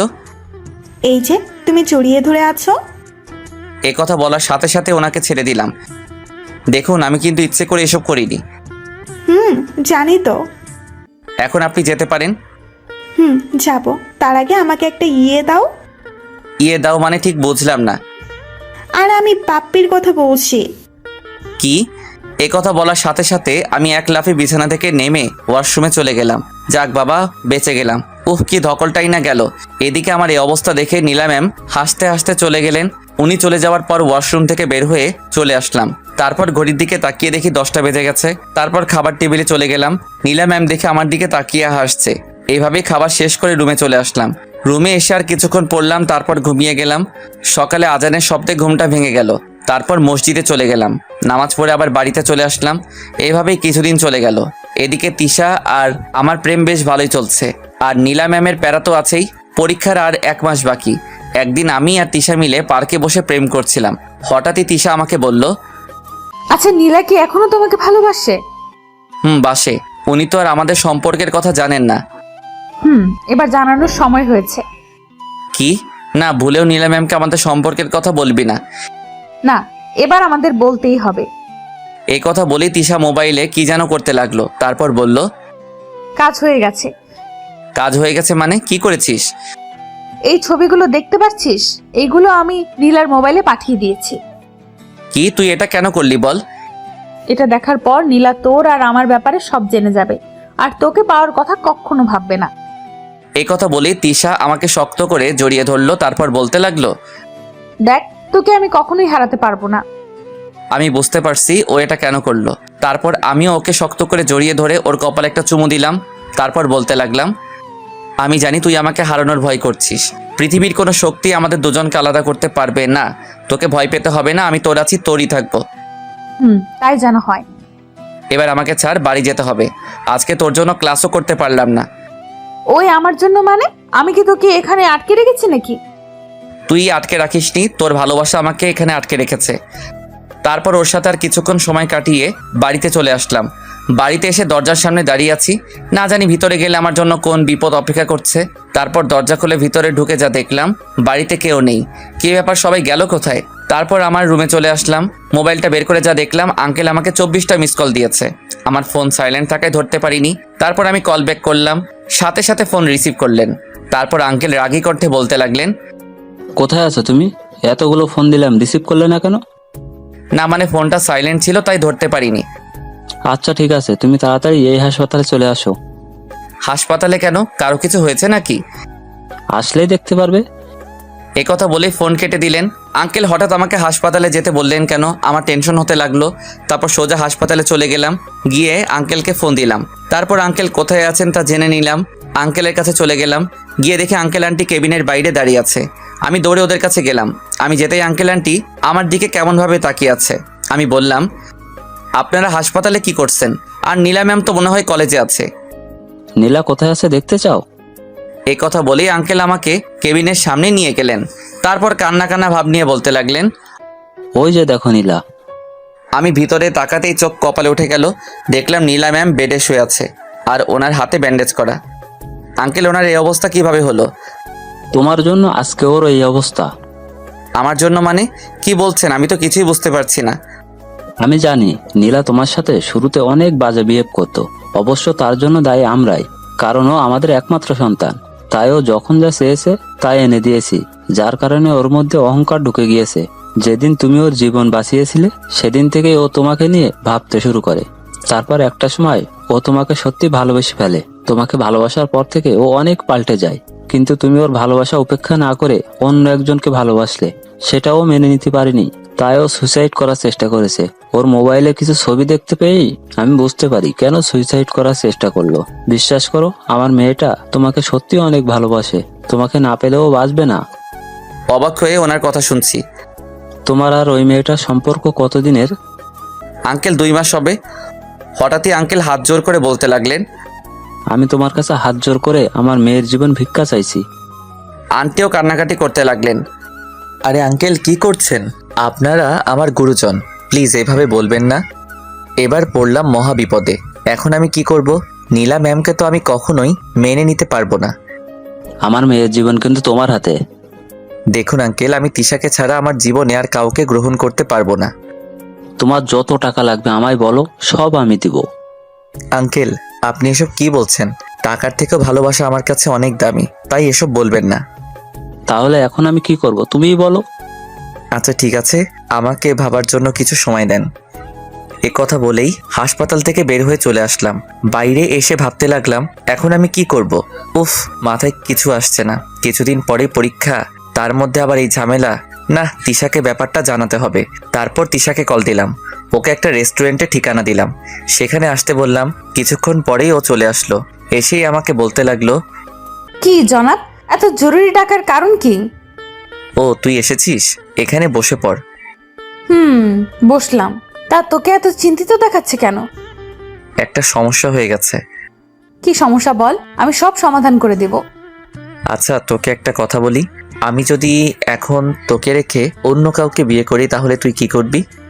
কি আর করব, প্রথমে তোকে খুন করব, তারপর নিজে মরবো। এই হঠাৎ এই কথা বলছিস কেন? কি, তুই আমাকে খুন করবি?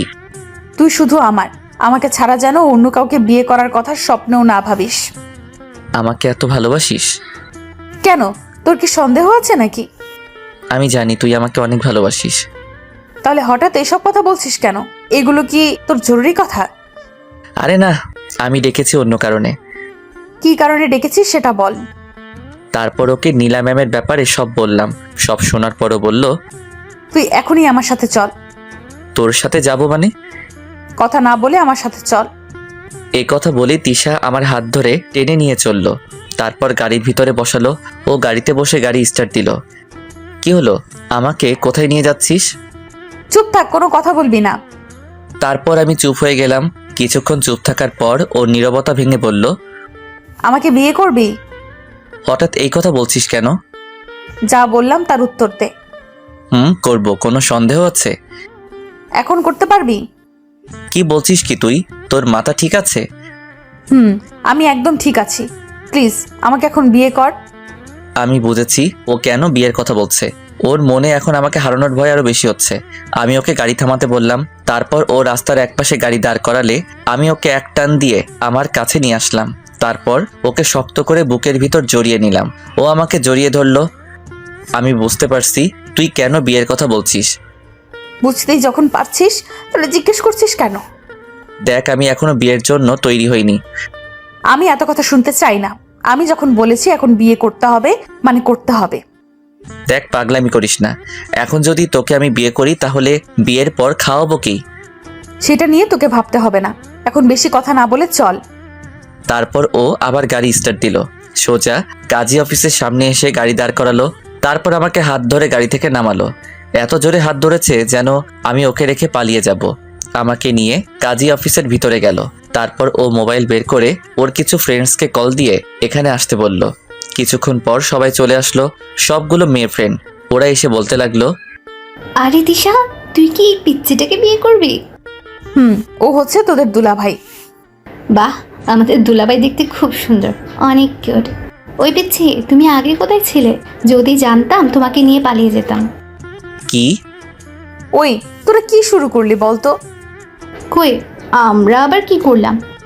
ওই তুই রেগে যাচ্ছিস কেন? চুপ কর, তোর তো মেয়েদের সাথে কথা বলতে বেশ ভালো লাগে। লুচু কোথাকার।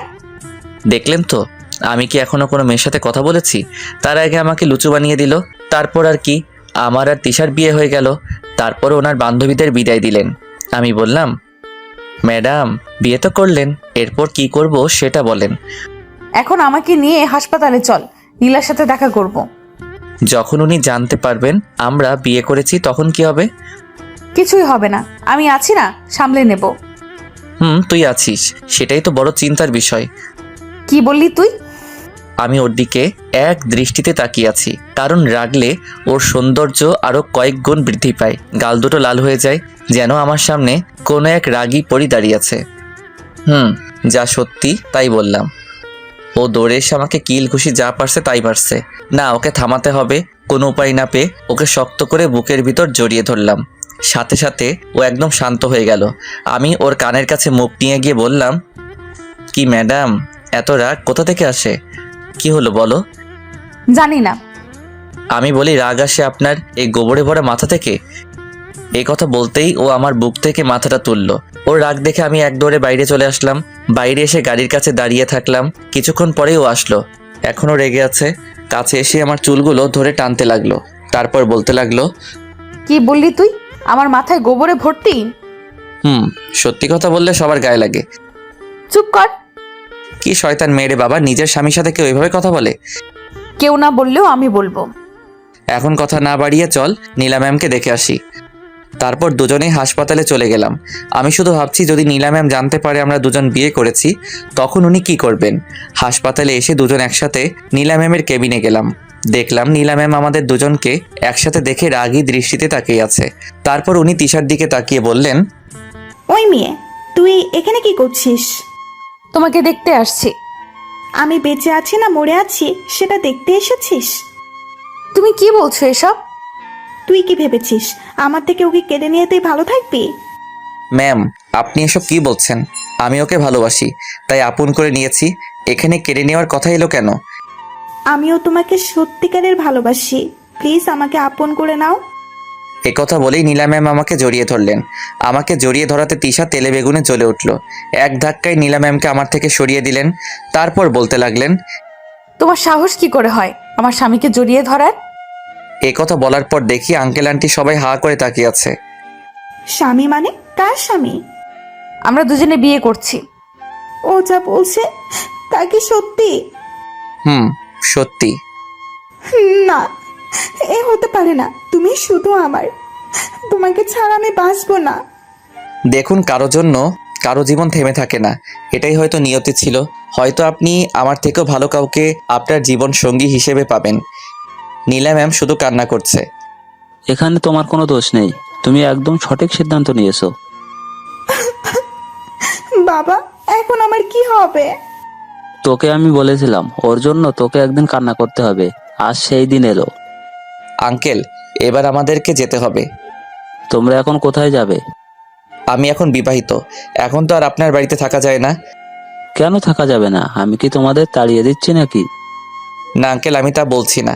আমি নিজেই চলে যাচ্ছি। এবার আমাকে কিছু করতে হবে, নিজের পায়ে দাঁড়াতে হবে। আচ্ছা, তুমি যখন চলে যেতে চাইছো তাহলে তোমাকে আর আটকাবো না। তারপর আঙ্কেল আন্টির থেকে বিদায় নিয়ে চলে আসলাম। নীলা ম্যামের দিকে তাকিয়ে দেখি উনি কান্না করছেন। করুক কান্না, আমার কিছু করার নেই। তারপর বাইরে এসে তিশাকে বললাম, আঙ্কেলের বাড়িতে নিয়ে চল। কেন? ওখানে গিয়ে কি করবি? তোকে যেটা বললাম সেটা কর। তারপর তিশা গাড়ি স্টার্ট দিল। কিছুক্ষণ পরে আঙ্কেলের বাড়ির সামনে চলে আসলাম। তারপর আমি এক দৌড়ে ভিতরে চলে গেলাম। আমার রুমে গিয়ে জামা কাপড় গোছালাম। তারপর বের হয়ে চলে এলাম। ও, তুই জামা কাপড় নিয়ে এসেছিলি? ওই বিয়ে তো করলি, এবার কি করব সেটা বল। তোকে কিছু ভাবতে হবে না, যা করার আমি করছি। তারপর তিশা ফোন বের করে কাকে যেন কল দিল। তারপর কথা বলতে লাগলো। কথা বলা শেষ করলো। কি হলো, কার সাথে কথা বললি? তোর শ্বশুরের সাথে। আমি তো ভয় পেয়ে গেলাম, কারণ শুনলাম উনি নাকি রাগী মানুষ। উনিও আঙ্কেলের মতো বড় ব্যবসায়ী। তুই ওনাকে কি বলেছিস? দাঁড়া, আগে তোর ঘাম মুছে দেই। এবার বল। বাবার কথা শুনেই তোর এত ভয় হচ্ছে কেন? ভয় করছে মানে? তুই কি বলতে চাইছিস? আমি কি তোর বাবাকে ভয় পাই নাকি? তা তো দেখতেই পাচ্ছি, কিন্তু একটা। কি বললি? আমি ভীতু? দাঁড়া দেখাচ্ছি। এই বলে আমি ওকে যেই ধরতে যাব, অমনি এক দৌড়েও গাড়ির ভিতরে চলে গেল। এবার দেখি তুই করতে পারিস। এখন নয়, তোকে তো আমি পরে দেখে নিব। ও আচ্ছা, তাহলে আমিও দেখবো আমার বরটা কি করে। এবার কোথায় যাব, কোথায় থাকবো, আমার মাথায় কিছু আসছে না।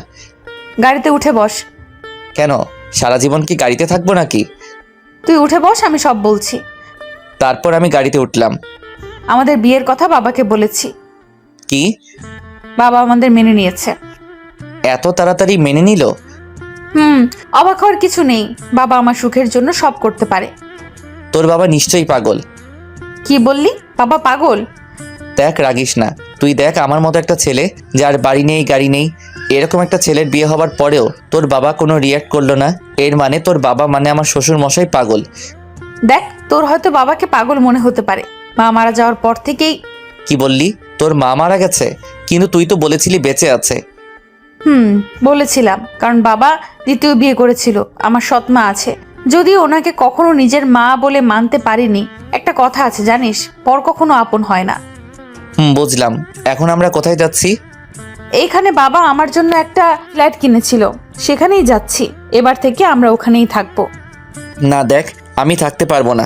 তুই থাকলে থাক। কি বলছিস তুই? থাকবি না মানে? কেন? দেখ, এটা খারাপ দেখায়। আমি কি বলতে চাচ্ছি তুই নিশ্চয়ই বুঝতে পারছিস। তুই কি বলতে চাচ্ছিস আমি বুঝতে পারছি, কিন্তু তবুও তোকে থাকতে হবে। একটা বড় বিল্ডিং এর সামনে এসে গাড়ি দাঁড় করালো। কি হলো? গাড়ি দাঁড় করালি কেন? আমাদের বাড়িতে চলে এসেছি। আমাদের না, শুধু তোর। দেখ, আমার যা কিছু সবকিছু তো তোর, কেন এমন করছিস? আমি তো ভুল কিছু বলছি না। আমি এত কথা শুনতে চাই না, ভেতরে চল। না, আমি যাব না। এবার কিন্তু আমার রাগ হচ্ছে। তোর রাগ আসলে আমি কি করব? দেখ এবার আমি কি করি। এই বলে ও আমার কলার ধরে টেনে হিঁচড়ে ভিতরে নিয়ে গেল। আমি তো হা হয়ে গেলাম। মেয়েদের গায়ে যে এত জোর ছিল আগে জানতাম না। তারপর আমাকে ভিতরে নিয়ে গিয়ে দরজা বন্ধ করে দিল। উফ, এইভাবে কেউ নিয়ে আসে নাকি? চুপ কর, কোনো কথা বলবি না। চুপ করেই তো আছি। একেবারেই চুপ থাকবি। আমার ঘরটা গুছিয়ে নে। এই বলে ও কোমরে ওড়না বেঁধে নিয়ে কাজে লেগে গেল। বাহ, এই না হলে আমার বউ। আমি এতক্ষণ কোনো কথা বলিনি। ঘর গোছানো শেষ করে আমাকে বলতে লাগলো। কেমন হলো? আমি শুধু এক ধ্যানে ওর দিকে তাকিয়ে আছি। কি হলো? কথা বলছিস না কেন? আমি ধীরে ধীরে ওর দিকে এগোতে লাগলাম। ও আমতা আমতা করে বলতে লাগলো। কি হলো, এভাবে এগিয়ে আসছিস কেন? আমি ওর দিকে এগিয়ে আসছি। ও পিছনে যেতেই দেওয়ালের সাথে লেগে গেল। আমি ওকে দেওয়ালের সাথে চেপে ধরলাম। ওর হাত দুটো আমার হাতের মধ্যে আবদ্ধ করলাম। ও কোনো কথা বলছে না, চোখ বন্ধ করে দাঁড়িয়ে আছে। আমি ধীরে ধীরে ওর ঠোঁটের দিকে মুখ নিয়ে যেতে লাগলাম। ওর গরম নিঃশ্বাস আমার মুখের উপর পড়ছে। তারপর ওর ঠোঁটের সাথে আমার ঠোঁট লাগিয়ে দিলাম। সাথে সাথে ও আমাকে শক্ত করে জড়িয়ে ধরলো। এভাবে কতক্ষণ ছিলাম জানি না। কিছুক্ষণ পরেই তিশা আমাকে এক ধাক্কা দিয়ে অন্য রুমে চলে গেল। আর আমি দাঁড়িয়ে রইলাম। ঘড়ির দিকে তাকিয়ে দেখি বিকাল 4টা বেজে গেছে। আমি আমার ব্যাগ নিয়ে তিশার পাশে রুমে গেলাম। তারপর ফ্রেশ হয়ে এসে বিছানায় বসে রইলাম। কিছুক্ষণ পরে তিশা আমার কাছে আসলো। লজ্জায় ও আমার দিকে তাকাতে পারছে না।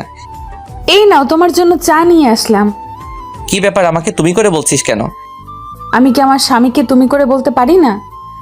কেন নয়, বলতে পারিস। কিন্তু তুই তো বলেছিলি আমরা যেন একে অপরকে তুই করে বলি। ওকে আমার পাশে বসালাম। আগে যা বলেছি সব ভুলে যাও। এবার থেকে আমরা একে অপরকে তুমি করে বলবো। তাহলে তো আমাকে এটাও ভুলে যেতে হবে তুমি আমার বউ ছিলে। কি বললি? আরেকবার বল, মেরে নাক ফাটিয়ে দেব। না মানে তুমি তো বললে আগে যা বলেছো সব যেন ভুলে যাই। আমার সাথে মজা হচ্ছে তাই না? ওকে আলতো করে জড়িয়ে ধরে বললাম, আমি কি আমার বউয়ের সাথে মজা করতে পারি না? যাবে, কিন্তু এসব বিষয় নিয়ে মজা করা যাবে না। না, আমি করব। ওকে, তাহলে আমিও নাক ফাটাবো। কি মেয়ে রে বাবা, নিজের স্বামীর সাথে কেউ এভাবে কথা বলে? কেউ না বললেও আমি বলবো। আচ্ছা ঠিক আছে, তোমার মতো গুন্ডির সাথে ঝগড়া করার ইচ্ছা আমার নেই। কি বললে? আমি গুন্ডি? তোমার 14 গোষ্ঠীর সবাই গুন্ডি। এ কথা বলাতেই আমার মন খারাপ হলো। কারণ আপনারা তো জানেনই এই পৃথিবীতে আমার নিজের বলতে কেউ নেই। আমার তো আমি ছাড়া আর কেউ নেই।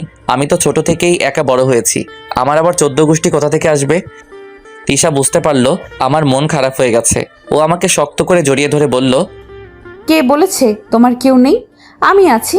তোমার সুখে দুঃখে সব সময় তোমার পাশে থাকবো। কখনো নিজেকে একা ভাববে না। ওকে শক্ত করে বুকের ভিতর জড়িয়ে ধরে বললাম, আমি চাই আমার বউটা যেন সব সময় আমার পাশে থাকে। কথা দিলাম সব সময় তোমার পাশে থাকবো। তারপর আমি ওর কপালে একটা চুমু দিয়ে ওকে ছেড়ে দিলাম। আচ্ছা, তুমি এই রুমে কি করছো? কেন, এখন থেকে তো আমি এখানেই থাকবো। থাকবে, কিন্তু এখানে নয়। আমার রুমে চলো। না, আমি এখানেই থাকবো। আমাদের বিয়ে হয়েছে না? বিয়ের পর কি স্বামী স্ত্রী আলাদা থাকে? ও, এই কথাটা তো আমার মাথাতে এলো না। পাগল একটা। এই কথা বলেই ও আমার জামা কাপড় নিয়ে রুমে চলে গেল। আমি বসে বসে চা খেতে লাগলাম আর ভাবতে লাগলাম কিছুদিন পরেই পরীক্ষা শুরু, না এবার পড়ালেখায় মন দিতে হবে। আমি রুম থেকে বের হলাম। এইভাবে কিছু সময় চলে গেল। রাত্রিবেলায় খাবার খাওয়ার জন্য তিশা আমাকে ডাকলো। খাবার টেবিলে গিয়ে দেখি ও অনেক কিছু রান্না করেছে। আমি গিয়ে বসলাম, তারপর ও আমাকে খাবার বেড়ে দিতে লাগলো। আমি খাচ্ছি আর ও আমার দিকে তাকিয়ে আছে। আমি বুঝতে পারছি ও কেন তাকিয়ে আছে। এইভাবে তাকিয়ে থাকলে তো আমার পেট খারাপ হবে। আচ্ছা ঠিক আছে, তুমি খাও, আমি তাকাবো না। তা আমার বউটা মনে হয় আগে খেয়ে ফেলছে। খেয়েছি, তুমি খেয়ে নাও। কথা বলতেই আমি ওকে আমার কাছে নিয়ে আসলাম। তারপর আমার পাশে বসালাম। তারপর এক লোকমা খাবার ওর মুখের সামনে ধরলাম। কি হলো, খাও, আমি কিন্তু শেষবার বলছি। কথা বলতেই ও ভয় পেয়ে গেল। তারপর খেতে লাগলো। দুজনে খাবার শেষ করে রুমে আসলাম। আমি বই বের করে পড়তে বসলাম। ও আমার দিকে রাগী দৃষ্টিতে তাকিয়ে আছে। কি হলো, এভাবে তাকিয়ে আছো কেন? আজকে আমাদের কিসের রাত?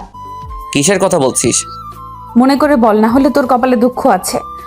আর আমি তো কিছুই বুঝতে পারছি না, তুই কি বলছিস? কুত্তা, আজকে আমাদের বাসর রাত। ও আমি তো ভুলেই গেছিলাম। আসলে কিছুদিন পর পরীক্ষা, তাই টেনশনে আছি। চুপ কর। ওই নিজের স্বামীর সাথে কেউ এভাবে কথা বলে? তুই এক্ষুনি রুম থেকে বের হও। বের হব মানে? যেটা বলছিস সেটা কর।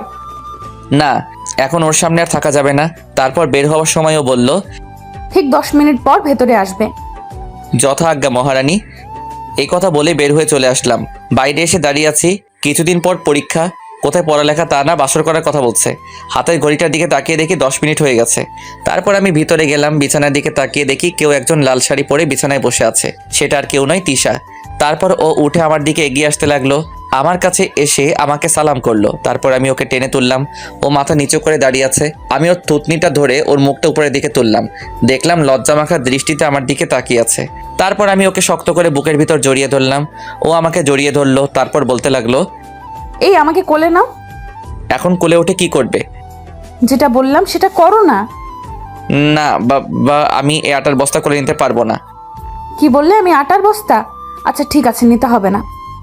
কথা বলে ও গাল ফুলিয়ে অন্যদিকে তাকিয়ে আছে। বুঝতে পারলাম ও রাগ করেছে।